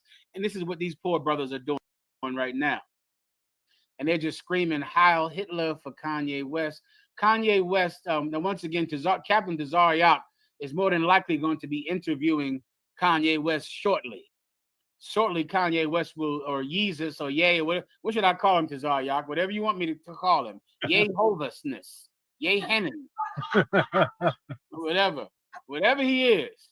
Sooner or later, Captain Tazariak will be interviewing Kanye West. And Captain Tazariak will ask him why he did this, what was his purpose in doing it. He's making some type of political artist statement. He's an artist. He's an artist, and somehow he's expressing some type of artistic expression, which, of course, I do not understand. But I'm sure Captain Tazariak will ask him a question and explain it to us. See, I'm not an artist, Ephraim. I give God's word. I say what God said. I'm not an artist. I don't entertain at all. Kanye West is an entertainer. And somehow this is about entertainment. However, that's not what we do here in the Israelite School of UPK. You understand? That's it. Nothing else. They brought over a group of South Africans and welcomed them into the country. Everyone heard about this. Donald Trump cut off all immigration, cut off every form of a person coming to America to seek asylum because of violence in their country. You cannot come here if you're Haitian. You cannot seek asylum because of the violence in Haiti. You cannot seek asylum from any country in the Arab world, from Africa, from India, or from South and Central America. You cannot come to America and seek asylum. But you absolutely can get in here if you're white. Donald Trump brought in 65 South African farmers because they're suffering a genocide in South Africa. The only problem is that's a goddamn lie, and there is no genocide in South Africa. These are the richest farmers in South Africa. The BBC did the whole expose on the entire white people being killed in a genocide in South Africa. It's not happening at all. There's only been 16,000 people killed in South Africa the whole year. 20 of them were white people. 20 of them. That's it. There are the claims of white genocide are not real in South Africa. That's from the BBC. It doesn't exist. So what's really happening here? These are Elon Musk's friends. Elon Musk is a South African. He came over here as an illegal immigrant from South Africa. And these are just rich landowners that wanted to come to America to get more rich. And they're going to get more rich. They're going to get rich like you can't goddamn understand. They're going to get even more rich than they were in South Africa, just like Elon Musk did. It's going to happen. And that's why they're here. Why are they doing this? Because DEI can only benefit white people. That's it. Affirmative action can only benefit white people. Donald Trump proved that the Israelite School of UPK was right all the time. Right. This is what we said America was like. And you hated us for saying it. Black people hated us for bringing out the racism of America, of Great Britain, of Trinidad, of Canada. You hated us for saying it. Donald Trump is proving that the things that we knew about and you refuse to see, Donald Trump is shoving it down your throat. Because he is a disgusting, evil man that you cannot ignore. You see, there were white, disgusting men that were evil before this. Speaking of South Africa, have you ever heard of apartheid, Ephraim? Yes, sir. Apartheid was the government of South Africa until about the 1980s or 90s. When did apartheid end in South Africa, Ephraim? Look that up for me. Leave that on the screen. Apartheid ended in South Africa, I want to say in the 90s. Salaki, sir, in the 90s, sir. In the 90s. Well, before, 1994, sir. say again? 1994. Until 1994, white apartheid was the ruling government concept in South Africa, which meant that the dark-skinned Africans, the real Africans, the Hamites, according to God, were second-class citizens. They could not own land. They had no justice according to the law. They were a second-class people by law in South Africa. And during that whole time, America was friends with South Africa. America did not oppose apartheid. Jimmy Carter was an ally to the South African apartheid, an ally.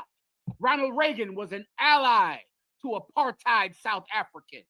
All of the presidents, Nixon, Kennedy, all of them. They didn't hate South Africa. They were allies to the racist government in South Africa until 1994. Let me give you another one for you Cubans out there. Cuba, before Castro took over Cuba, a man named Fidel Castro took over Cuba in the early 60s. Before Castro took over Cuba, do you know what kind of government Cuba had? A segregated government. Cuba was segregated. Black people in Cuba, when I say black people, I mean dark-skinned Manassites, dark-skinned Israelites had no rights. When I say there are white Cubans, meaning they're not Israelites. They're just white people. The same way every country has white people. But the real Cubans, the light skin and the dark skin real Cubans, they were second-class citizens in Cuba. Cuba was segregated. Look it up. Cuba was completely segregated. And what was America? America was on the side of segregation in Cuba. They were on the side of segregation. They hated Fidel Castro. They hated him. Fidel Castro got in office, and Fidel Castro ended segregation in Cuba. That's a fact. So everybody hates Fidel Castro. I don't know if he's an Israelite or not. I never looked it up. But I know this much. Before Fidel Castro took over Cuba, Cuba was segregated like Florida. It was just like Florida. It was like the South. It was completely segregated, and real indigenous people in Cuba were second-class citizens by law. Fidel Castro took over Cuba and ended segregation. That's a fact. That's undeniable. That's history. He ended segregation. So America has always been like this. You think Donald Trump made America racist? South Africa has always been the ally of America when white South Africans were killing and enslaving. What's that fool that went to jail over there in South Africa? When America was on the side of the people that put Mandela in jail. They were on their side. America has been friends with South Africa when they were racist segregationists. They were on the side of the segregationists in South Africa. They were on the side of segregation in Cuba. America has been the way it is right now forever. But America had enough tact, enough cunning to hide it. Donald Trump is so stupid, he's too dumb to hide it. And so because of that, now you see what's been happening forever. We were right the whole time. You want to play something? Go ahead. Sir, I was just getting this ready for you. You got it. Salakia, sir, if I may, we can't forget about the Jewish state. They was in support of the apartheid also. The Jewish state was in support of the apartheid also, sir. America, the Jewish state of Israel, was in support of apartheid in South Africa, in support of treating the Palestinians like garbage and creating an apartheid in Palestine. America has always been on the side of racist regimes all over the world. It didn't start with Donald Trump. This is the way it always was. If you're 40 years old and up, you know that America was on the side of South Africa when they were oppressing the Africans in South Africa. Always. They were on the side of the people abusing the Irish people in Great Britain. Great Britain was abusing Ireland. Whose side was America on? Great Britain. Great Britain was, America sided with Great Britain when Great Britain was abusing Ireland. America has always sided with the abuser, always sided with the segregationist, always sided with the oppressor. This is not new at all. You're just young, but this is normal. Donald Trump is just so stupid, he can't even put up the front to make it look like it's innocent. Everybody understands. Let me get into the topic now. Give me some more of my topic. Let's pass on this one. This is a good one. But let's keep going. What else do I have? Let's see. We have the plantation burning. Oh, this is, now I want you to watch this, right? And this is going to explain how you end the war in the Middle East. No, hold this one. Give me the other ones. Give me the white girl who said nigger, who called the child nigger or the N-word. Let me tell you something. There's only one way to end war in the Middle East. Today in Washington, D.C., I believe, two Israeli citizens that work at a Israeli museum in Washington, D.C. A brother walked in there. He was an Hispanic brother, but he's on the side of the Palestinians. And he walked into this museum and he unalived these two Israeli citizens who work in this museum, and he unalived them. And then he screamed, "Free Palestine, free Palestine." And he's taken to jail. And this is going back and forth. Many of you know, because we wear a shield of David, a pro-Palestinian woman crashed her car into our school in Indianapolis because she was terrified and horrified about what was happening to the Palestinian babies. This is going back and forth. They say that 12,000 Palestinian babies are dying every day in Palestine right now. 12,000. They're dying like crazy. They're in a desperate need for food, for water. And because of that, people who are conscientious and people who love life are now committing acts of terrorism because they're in pain over what's happening to the Palestinians. Play the video.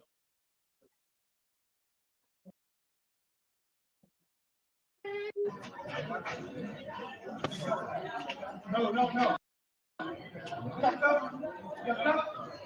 Free Palestine! Free Palestine! Free! This is when they caught him. He had just unalived two people just now, and they caught him. And he did it because he wants the war to end in Palestine. He doesn't want the Israelis to continue to unalive Palestinian children, to starve the Palestinians to death. The Israelis are starving the Palestinians. The Israelis are denying them water. The Israelis are killing journalists. They're killing aid workers who try to deliver food to Palestinians. They kill, unalive the aid workers. They're unaliving children by the thousands every day. And because of that, people are now unaliving the Israelis. They're unaliving them because their hearts are breaking for the Palestinian children. Well, today you should tune in tonight because I'm going to give you the solution to ending the conflict in Palestine. There's only one solution. First of all, I'm going to explain to you why the Israelis believe they're right in killing and unaliving those children in Palestine.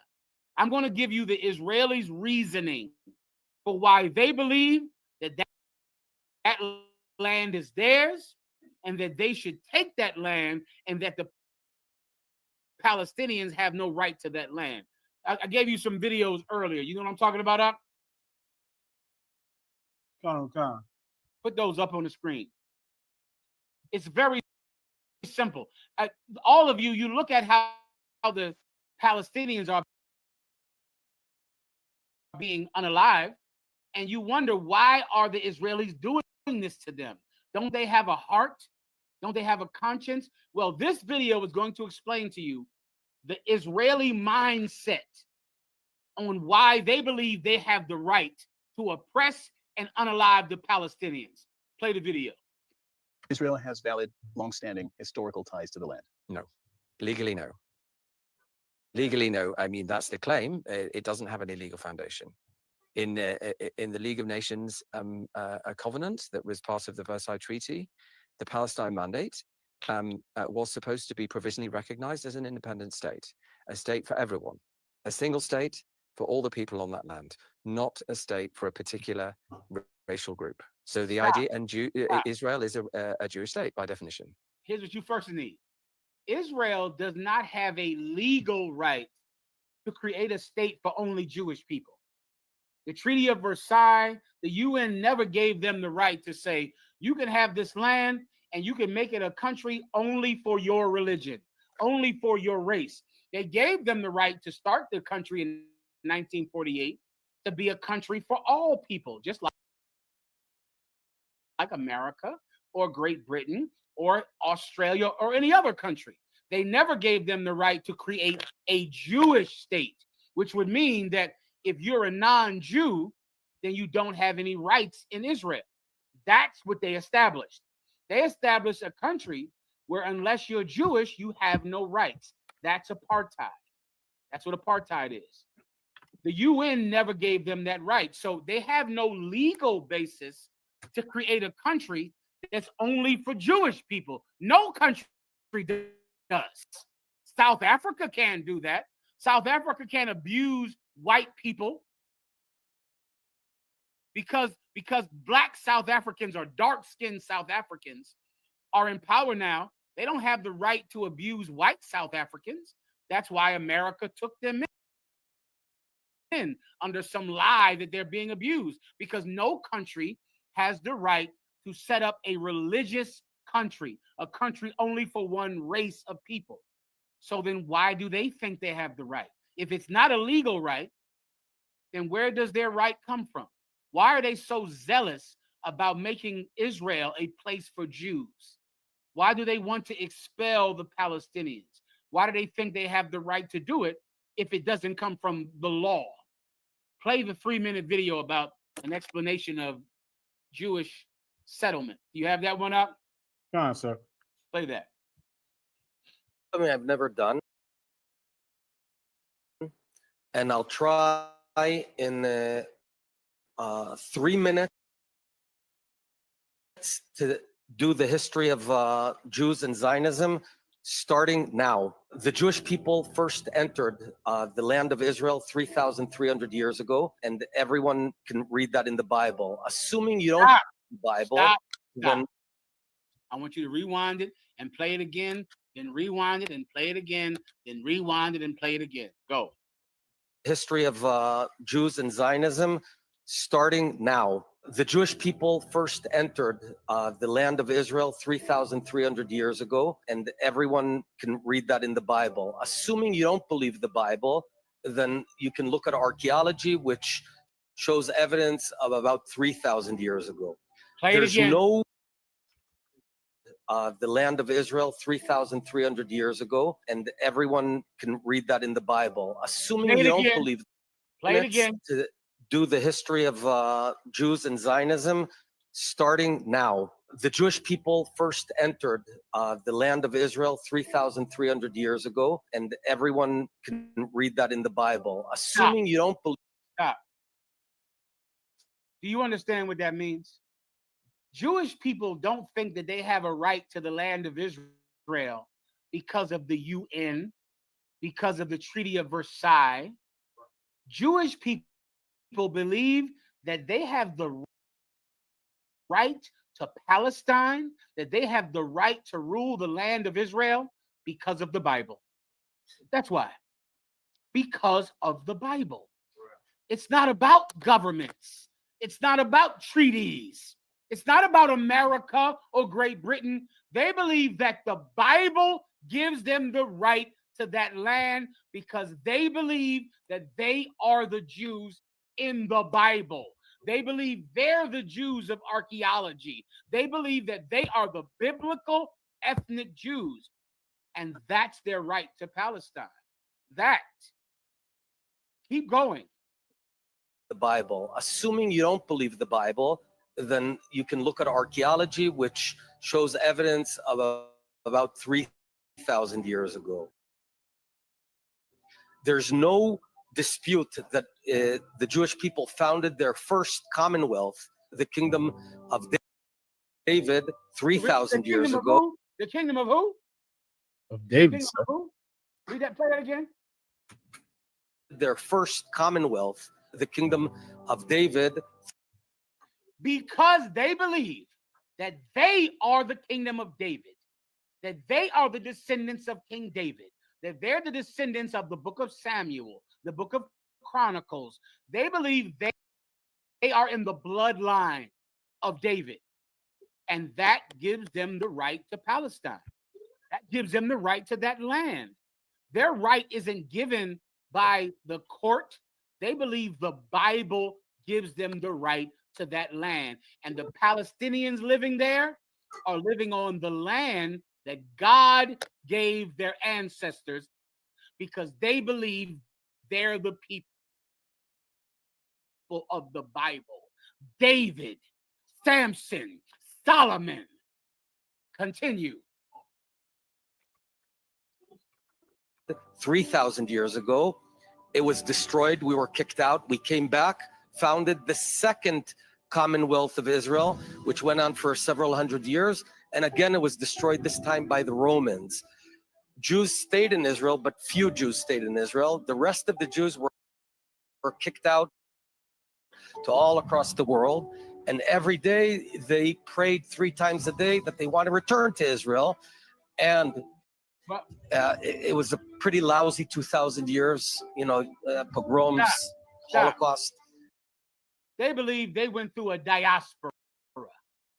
They believe they were scattered throughout the 4 corners of the globe. They believe that every day they faced the east, saying, Shema Yasha Allah Alehawa Akkad. Please, Lord, give us back our homeland. Please, Lord, give us a land. Please, Lord, take us back. They believe they did that for 2,000 years. He just said it. He said 2,000 years. The Romans kicked them out, and every day they prayed. Every day they prayed to God to give them back this land. Continue.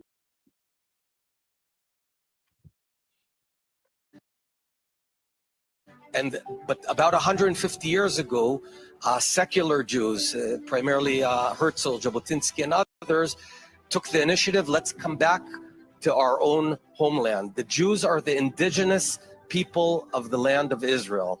The term Palestine was coined by the Romans in order to dissociate the place that was called Judea until now. It had no connection to Arabs for the simple reason that Arabs arrived to the land of Palestine only 600 years later during the Arab conquering. So there were no Arabs in the land of Israel. But yes, throughout those 1,400 years, very slowly Arabs came, primarily, mostly when Jews returned in the 19th century.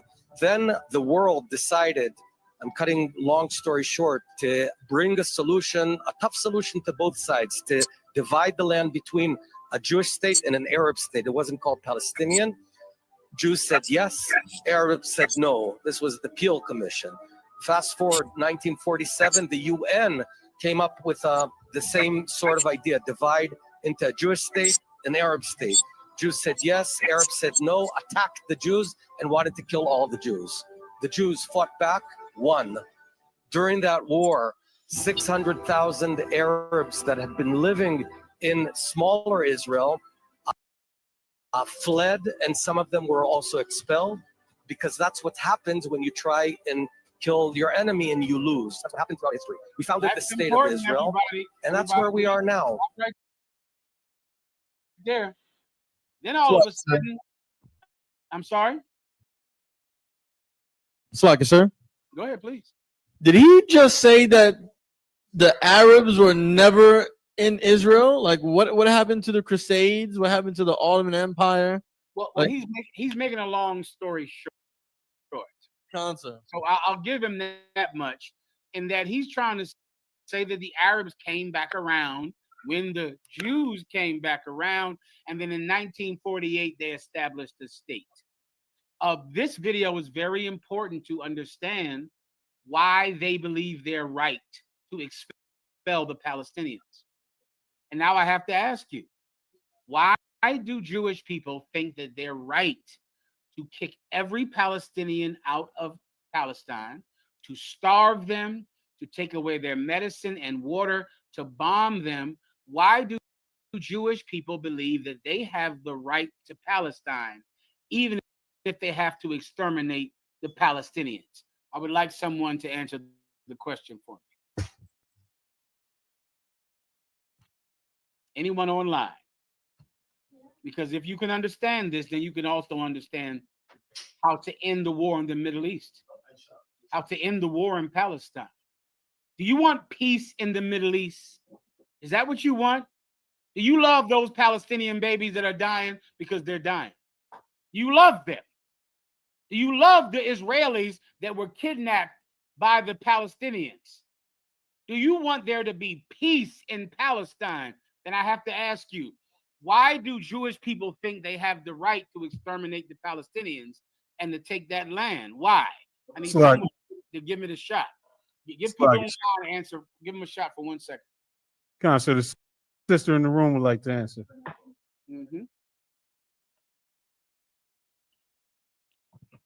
Because the Israelis think that they are the people of the book. Give her a hand. So now, the only reason that the Palestinians are being unalived, the only reason the Jewish people are bombing them, is because the Jewish people think that they are the people in the Bible. The only way to bring peace to the Middle East is for everyone who can speak, everyone who has a platform, everyone who loves the Palestinian children who are being killed, everyone who loves the Jewish people, and you don't want Jewish people to die. Every mouth must confess that the Jews are black, that blacks and Hispanics are the people of the Bible, and that there are no white Jews. There are no white Israelites. Otherwise, these two people will fight over this land because they believe it's theirs. Everyone should tell them that Israel belongs to niggers and spicks. Everyone should say it. Because if we could teach the world that they don't own the land of Israel, then they will stop fighting over it. They'll stop fighting over it. If you love the Palestinians, then you better teach that the Jews are black, that the Israelites are black. The people of David don't live in Palestine. They live in Memphis. They live in Tennessee. They live in Harlem. They live in Chicago. David's people don't live in Palestine. David's people live in Los Angeles. David's people live in Philadelphia, LA, Chicago, Harlem, Memphis, Nashville. That's where, in Texas, that's where the people of David live. They don't live in Palestine. Why are you bombing them? Why are you taking that land? The problem with this world is people think the Jews are white. And if the Jews are white, then of course they will use their weapons to go and kill everyone in Palestine to take their land back. Can I give you more proof? Let's say everyone on the planet Earth, even black people, even Hispanics, even North American Indians believe that we are the true biblical ethnic Jews, not white people. Black people are the true Jews. The Israelites are the blacks and Hispanics scattered throughout South and Central America and North America, and the people in the land of Israel are not Jews. If everyone believed that, then what would happen then? Now black people would believe that Israel is our land. Hispanics would believe that Israel is our land. What would Hispanics and black people do? Let's say every black and Hispanic believed that the land of Israel belonged to them. Let's say they believe that. Let's say they believe that white people and Arabs had taken over our land. What would black people do? I know what the Palestinians do. I know what the Saudi Arabians do. I know what Arabs do. I know what white Jewish people do when they fight over land. What do blacks and Hispanics do when they believe that someone has taken their land? Anyone want to give me the answer? Oh, this will have to even answer this, you'll have to have a breakthrough. If I may, sir. Breakthrough in your mind. If Come I on. may, I don't want. Levi, do you have the answer? Are you saying one West or the world, sir? Black people. I'm saying one West and the world. The world would march. The world would do what? They will march about going back to their land.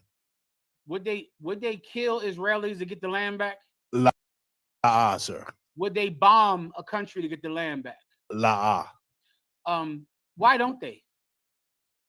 Let me ask you, Levi. You're a Levite from Haiti. I'm a Judite from New York, from Philly. Both of us have white people who have taken over our land, right? Why don't we kill for politics? The way white people kill for politics. For politics, white people shoot you. If white people think that you took their land, the Israelis believe that land belongs to them, so they kill the Palestinians. The Palestinians believe that that's their land, so they kill the Israelis. White people and Arabs kill for politics. Why don't blacks and Hispanics? The Dominican brother right there. Do you believe that the Spanish have destroyed your people? The Dominican brother. Come on, sir.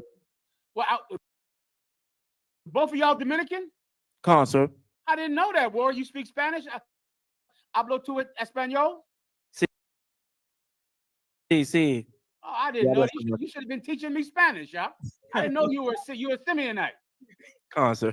I didn't know that. Salakia. Well, then you know.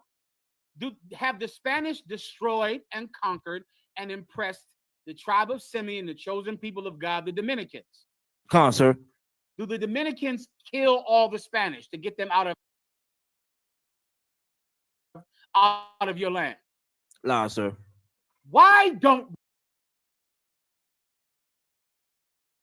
we? And to understand this is the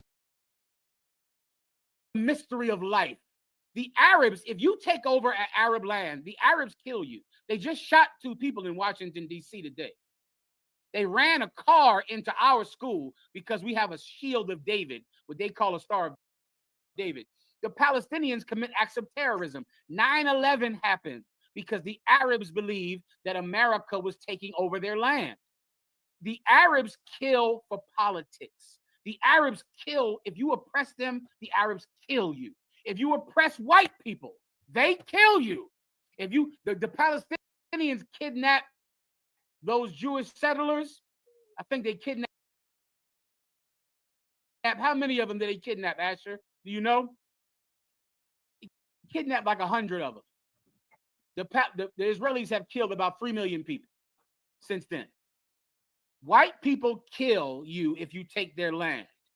If you oppress the Arabs, they kill you. If you oppress white people, they get their guns and kill you. The British were oppressing the Americans. What did the Americans do? The Americans started the Revolutionary War, and they killed and got rid of the British. The Americans killed the Spanish in the American-Spanish War. Whenever white people get oppressed, they kill their oppressor. Whenever the Arabs get oppressed, they kill their oppressor. What did China do? What did Vietnam do? The Vietnamese, the Chinese, the Japanese, when they believe someone is oppressing them, they kill the people that oppress them. They kill for politics. The Dominicans, the Puerto Ricans, the Haitians, the black people in America, the North American Indian, we don't. It's like it's Why? Why? Simeon. Because Christianity has taught us to turn the other cheek. In the Israelite school of UPK, do we kill to take back Harlem? Nah, sir. We don't either. We don't do it either. So then I'm going to ask you again, why don't we do it? Let me see the police car, and let me see the plantation that burned down, and I'll give you your answer in 1 second. Hold your points.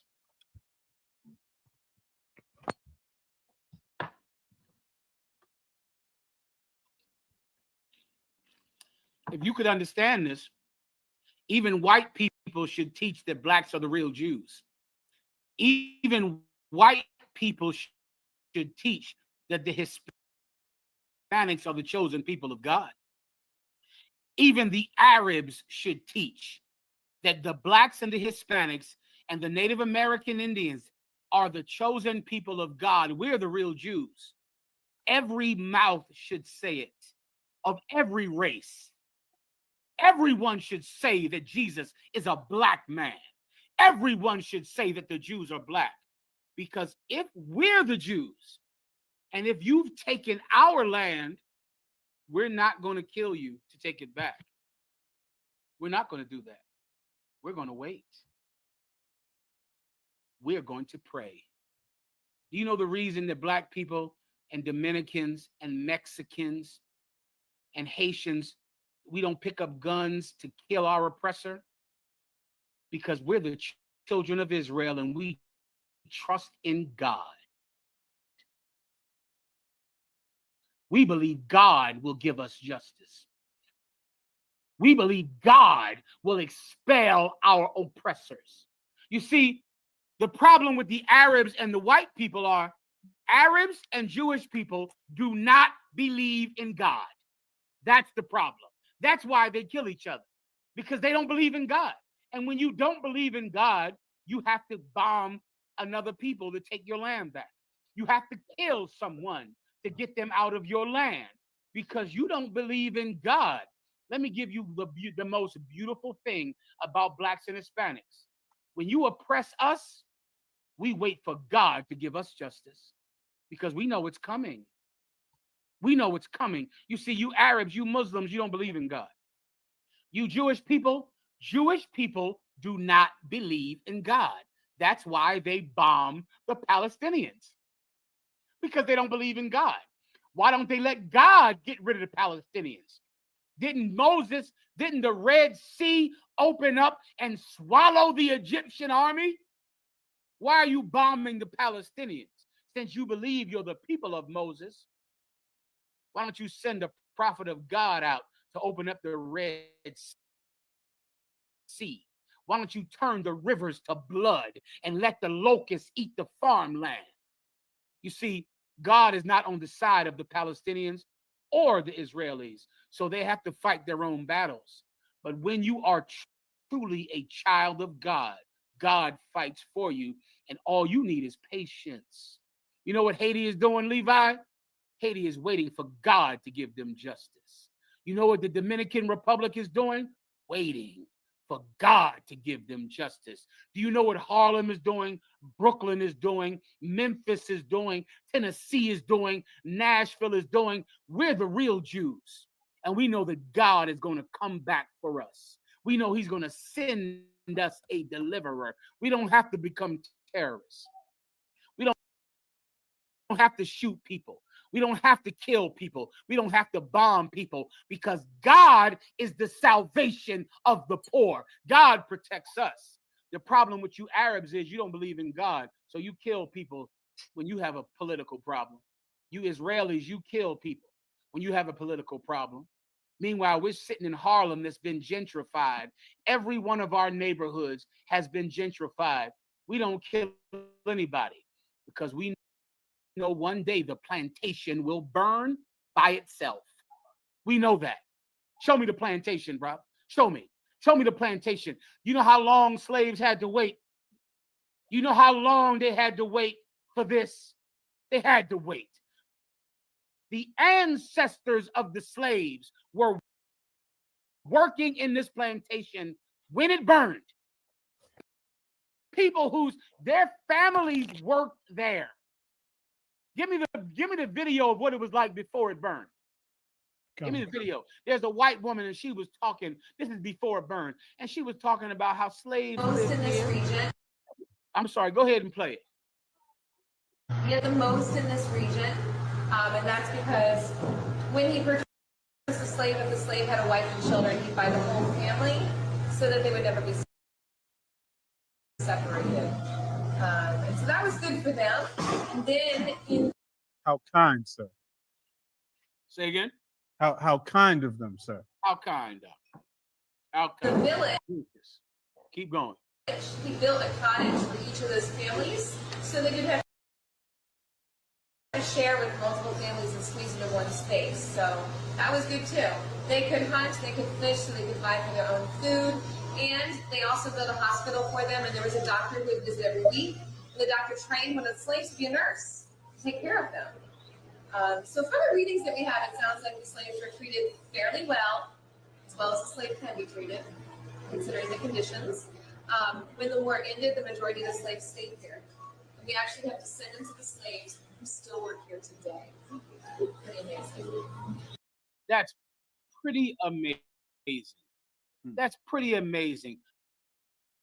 For 200 years, people that lived in this town had to go work in a plantation that their great-great-grandfather was a slave in. And they went there, and they worked there, and they worked for a people who según Dios no son nada. Según Dios no son nada. For a people who God said were nothing. And they had to do it. And they went to work every day. And then one day, what happened? What happened, Ephraim, one day? One day, by and by. One day, by and by, Ephraim. That's an old slave term, by and by. That's what my grandmother used to say. One day, by and by, the big house burned down. And no man can take the credit for doing it. No man did this. Black people all over the internet celebrated this because they knew God had done it. Don't you understand? We are the true children of God. The children of flesh, they kill to take back their house, to take back their land, because God will never give them justice. God will never fight for a Palestinian, so a Palestinian has to be a terrorist. God will never fight for Israeli, so an Israeli has to be an oppressor. God fights for the children in Mississippi, in Tennessee, in Texas, in Harlem. It just takes some patience. God fights for us. If everyone on the planet would say the land of Israel belongs to blacks and Hispanics, then we would know that land was ours. And what will we do? We would wait on God's protection. We would wait for God to give us the land back, which is what we're doing in the Israelite School of UPK. We're not committing acts of terrorism. We're praying every day to get our land back. We're changing ourselves. We're getting off of drugs, and we're turning into decent and righteous people, knowing that one day the big house is going to burn, and there will be no man that can take credit for it. God is the one that did it. God protects us. God doesn't protect the Israelis. Show me the police car. Come on, sir. Montreal wanted to bring a precept if he could. Please, Montreal.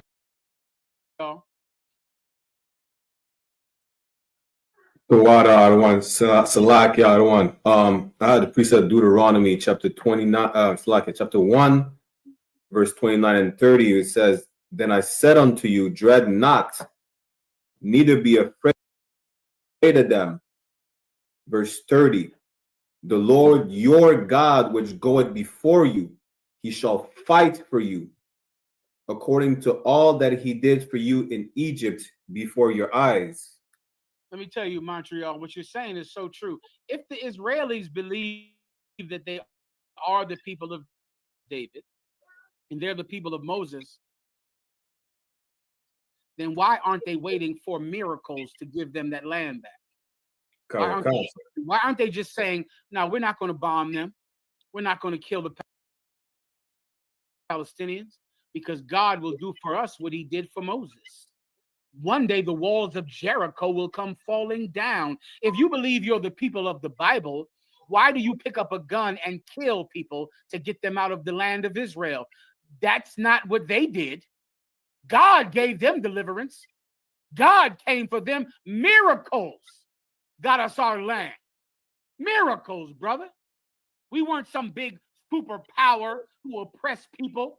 Miracles gave us our land back. The 7 nations that had our land were greater and mightier than us. God still gave us the land back.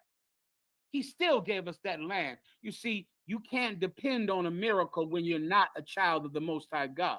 The Israelis will never get a miracle. That's why they have nuclear weapons, because they will never get a miracle.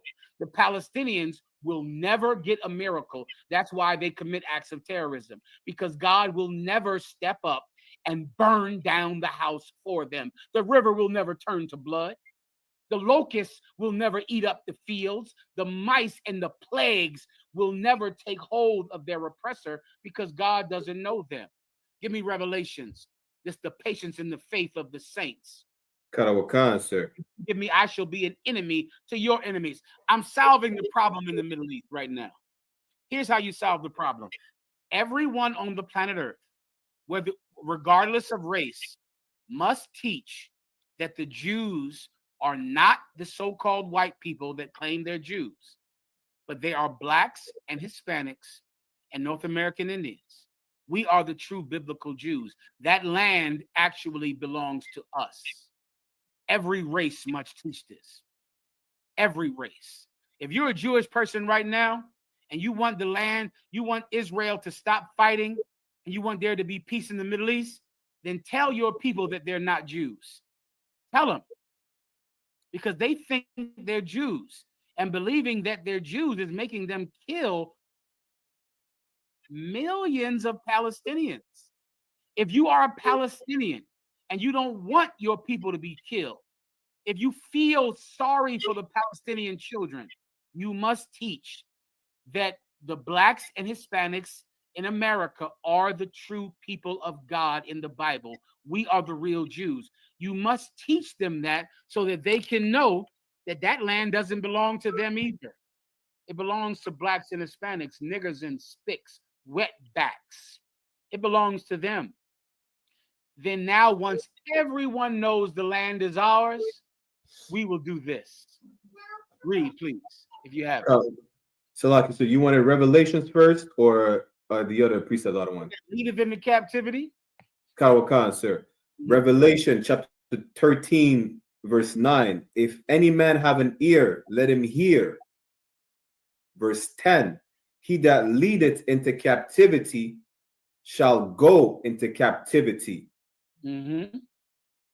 He that killeth with the sword must be killed with the sword. You see, what do Palestinians do when they get killed with the sword? Canada. So like it shot themselves with bombs. They kill someone else with a sword. What do the Israelis do when they get killed with the sword? What do they do? Kill with the sword themselves. What would the Jews do when they were killed with the sword? Keep reading. Kawakan, sir. Here is the patience and the faith of the saints.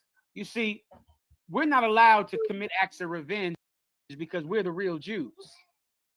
We can a brother in the truth kill? Absolutely, you can kill. You can kill in self-defense. You can take a life in self-defense. That's legal to man and God. You have a legal right and a biblical right to take someone's life in the defense of your own or others. You can do that. But blacks and Hispanics never kill for politics. We never kill to take back land because we know that we have to have patience for that. We know God is going to do it. God is going to give us the land of Israel back, not tanks and bombs. God is going to give it to us the way he gave it to our ancestors. He's going to make a miracle happen, and the walls of Jericho will come falling down. That is going to happen. But if you're not a Jew, you need nuclear weapons and you need terrorists, because you're not a Jew and God doesn't fight for you. God does fight for us. He that leadeth into captivity shall go into captivity. Our oppressor is going to be a slave. He that killeth with the sword must be killed with the sword. The men that killed our ancestors, he is going to receive his justice. It's going to happen. All you and I need is patience. Patience. We'll wait for it. We're not Palestinians. We're not Israelis. We'll wait for it. One day the big house will burn. I pray you understand. Oh, it's going to burn. One day it's going to burn. And we'll all sit back knowing that we didn't do it because we were strong or because we had weapons or because America was our ally or Saudi Arabia was our ally. Nosotros mismos solos. Nosotros mismos solos. We know we'll do it ourselves alone. We don't need the UN. We don't need a treaty. We don't need the Saudi Arabians or Qatar or any country or Great Britain to help us. God will help us because we're the true biblical Jews of the Bible. That ends this Middle East problem. That ends it. Give me, I will be an enemy to your enemies and an adversary.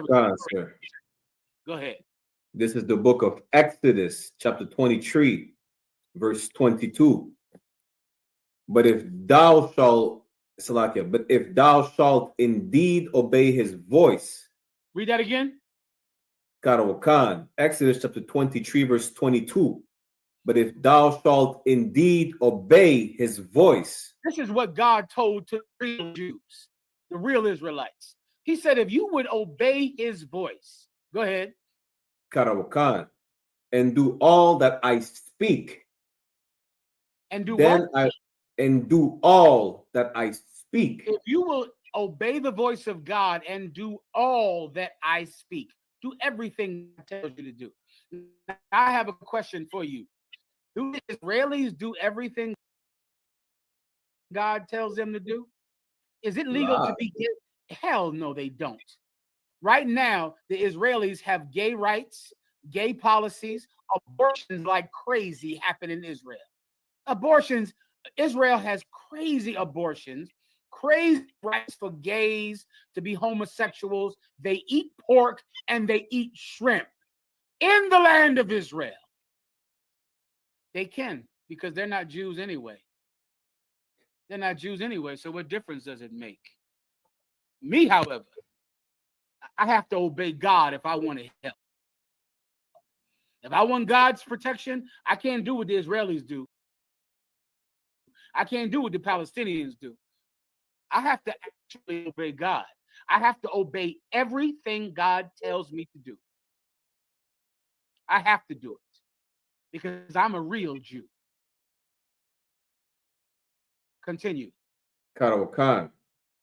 Then I will be an enemy unto thine enemies, and an adversary unto thine adversaries. Let me tell you, Israelis and Palestinians, something. If either one of you was the child of God, God would help you. God would be on your side.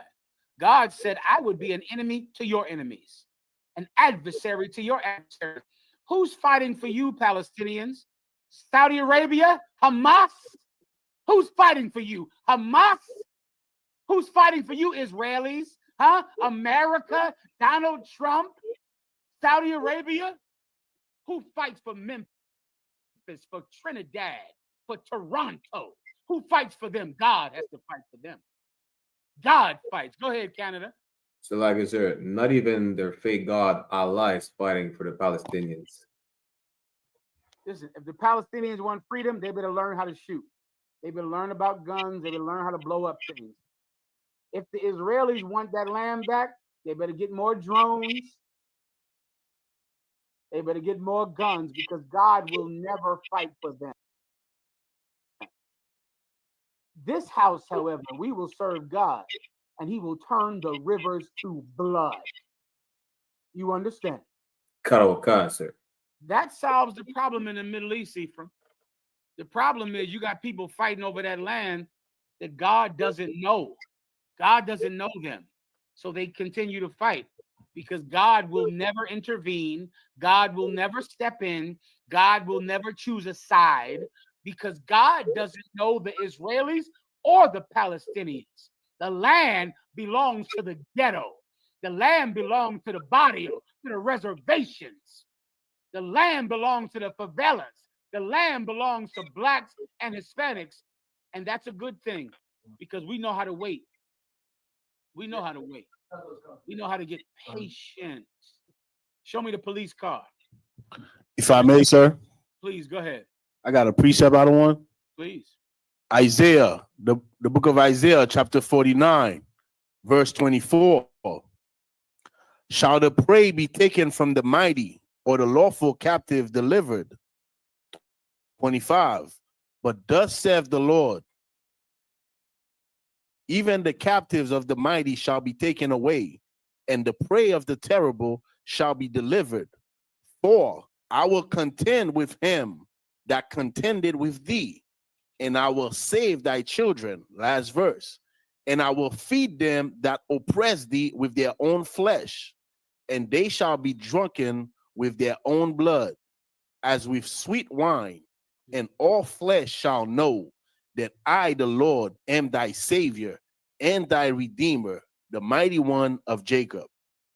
Excellent precept, Bach. And it just, listen, you don't want anybody to die in the Middle East. You don't want the Palestinians to die. Yo tampoco. Yo tampoco. Me neither. I don't want them to die either. The problem is they think that they're the children of God, and yet they're not waiting for God's deliverance. They're not letting God fight their battles. They're claiming to be Israelites and the chosen people of God, yet they fight for themselves. Well, I thought God was supposed to fight for you. I thought God was going to destroy your enemies. I thought God would make 10,000 fall on your left hand and 10,000 fall on your right. God is not helping the Palestinians or the Israelis. They're fighting for themselves because neither one of them knows God. And God does not know them. God does know the reservations, however. God knows the Dominican Republic. God knows Haiti. God knows Trinidad and Jamaica. God knows Memphis.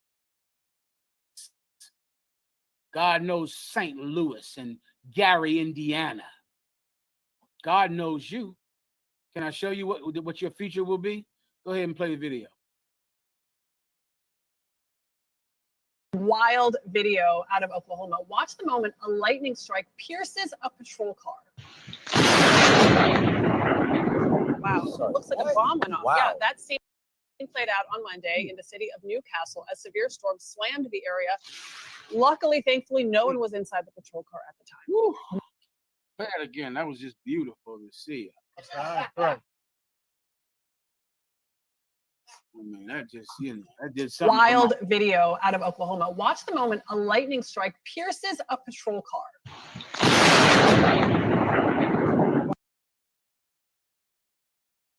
Wow, it looks like a bomb went off. Wow. Yeah, that scene played out on Monday in the city of Newcastle as severe storms slammed the area. Luckily, thankfully, no one was inside the. How much have the police been killing black people in Oklahoma? How long? Killing black people, unarmed black men being killed and shot dead. Do black people ever take up arms and start killing the cops? Answer, no. You know why? Because black people trust in the Lord. That's why. We trust that God is going to do it. No other nation on earth believes that God will save them but blacks and Hispanics. No one believes that. That is a totally nigger and spit concept to think, well, I'm not going to kill them, but one day God will. One day God will give me justice. Blacks and Hispanics do by nature that which is contained in the law. We do it naturally. Naturally, we know, well, the cops are killing us. Now, should we pick up guns and start killing the cops? You know what? I'm going to trust in my God. I'm going to get up every day. I'll defend myself. But I'm not killing over politics because I don't want my salvation to come from man. I want God to do it. So I'll wait. One day the lightning will strike. One day the lightning will strike. And no one will be able to say that it was man that did it. Then the world will know that we are the children of God because God has reached down his hand from heaven to deliver us. That will create peace in the Middle East. I pray you understand. Do I have any other questions or anything I can answer for anyone? Concert. Concert. We have a few more videos. Okay, what do you have? We have Shiloh Hendricks. Oh, Jesus Christ. Go ahead, play this one. Concert. Now, tell them who Shiloh Hendricks is. Shiloh Hendricks is this devil who was caught on video calling a 5-year-old black child a nigger at the park because she said that this autistic child was going through her child's bag or something. And then they proceeded to launch a Give, Send, Go, which is like a GoFundMe alternative, and raised about $800,000 for her in a couple of days. This white woman called a young child a nigger, the N-word, and they gave her $800,000. She raised $800,000, and this is her first time speaking out after she received the money. Go ahead. There are a lot of people who think that this has all been a scam, that I haven't been getting my money, and that it's not going to me. I have gotten every dime of my money. It's all gone to me. Nobody has asked me for any money. So there's that. Rest assured, all the money has gone to me. When this first started, I had a handful of people helping me out. Anglo-Saxon Girl, Tom Hennessy, Paul Miller, and Officer Bone, Avi. And they really just were kind of guiding me through this time and promoting my fundraiser and getting the word out there about everything that was going on. So I am forever grateful for all of them for that. And Slaki, sir, if I could, just to be clear, she doubled down on this in her fundraiser. She said, "I called this child what he was." She did. That's what she said. Ephraim, correct. Go ahead. And then the Avi thing happened where he got fired from his job and uploaded a video and started his own fundraiser. That had nothing to do with myself and the rest of the people that were involved. As soon as we found out the truth about all of that, I severed ties with him immediately. I am not married to him. I don't know him. I've never met any of these people. So I just want to shut that down right now. Yeah. When I first found out that the park video was going viral, it was terrifying, but not surprising, because obviously he was recording me. It was going to get out there at some point. I did not realize I was going to have so much support and have all of you people rally around me and have my back in this situation. And it was very overwhelming. And I am so grateful for you all for that. When this first happened and I went on X and I saw Anglo-Saxon Girl had posted my video, I messaged her and I was like, hey, that's me. Just kind of needing somebody like-minded to talk to. And of course, she didn't know it was me. So we went through the whole process of, proving who I was. And that's when we kind of got the whole fundraiser started and set up. And yeah, the rest of that is history. I also just want to say how proud I am of everybody and just showing what can happen if we tribe up and if we stick together. You hear that, Ephraim? What she say right there, Ephraim? Damn. What she said? What can happen if we tribe up? She said, what can happen if we tribe up? That's what she said.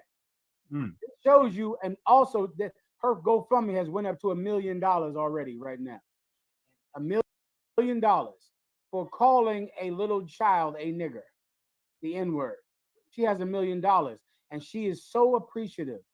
And this shows you what can happen if we tribe up. Continue.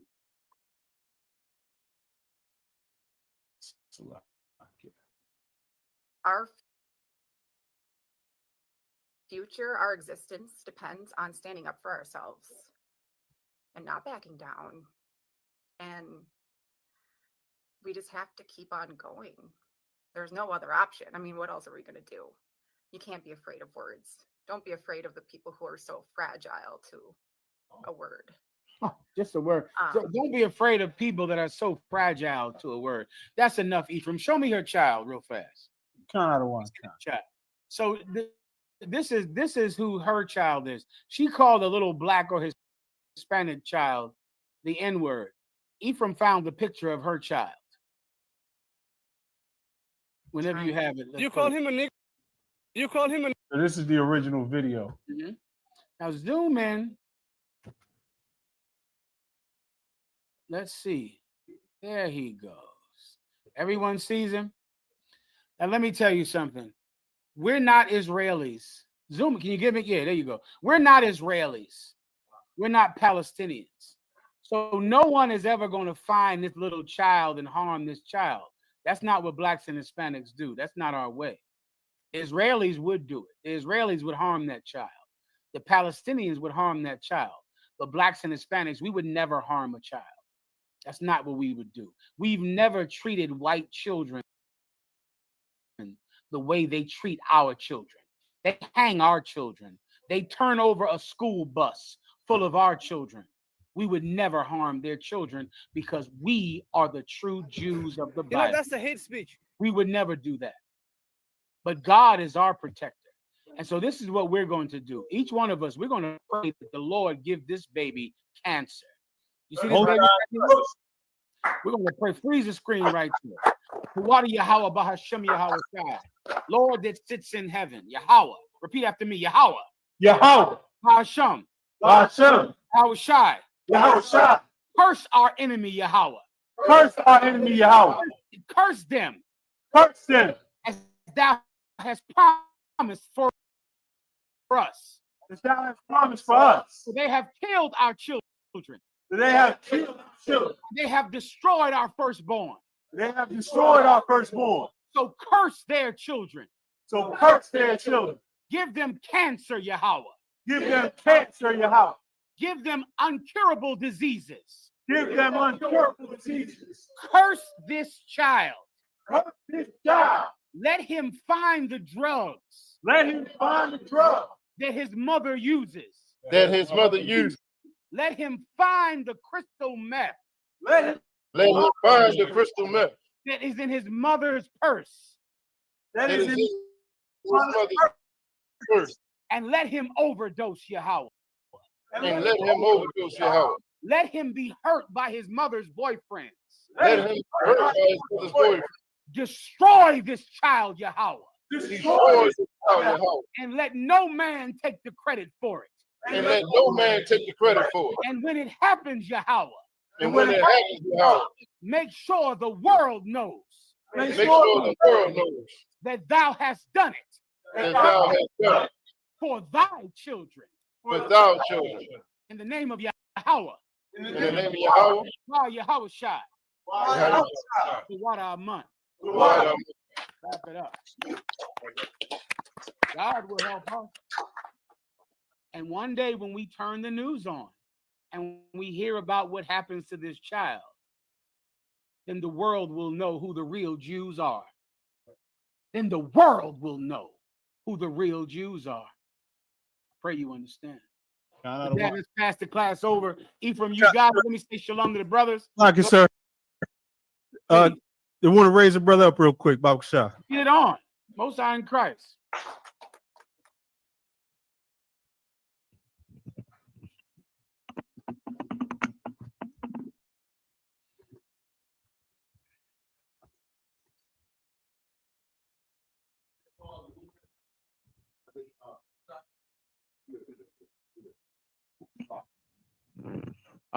This is no longer a trooper. This brother Kanyenathab has passed his officer's test. He's now officer of 50 in the Israelite School of Universal Practical Knowledge. We're gonna raise him up right now. Well done.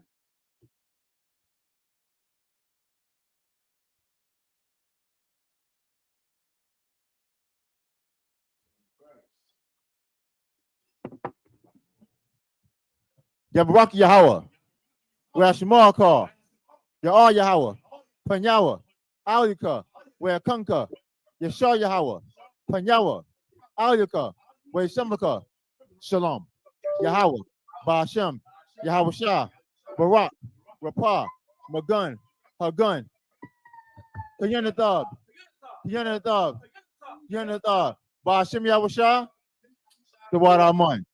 Give it up.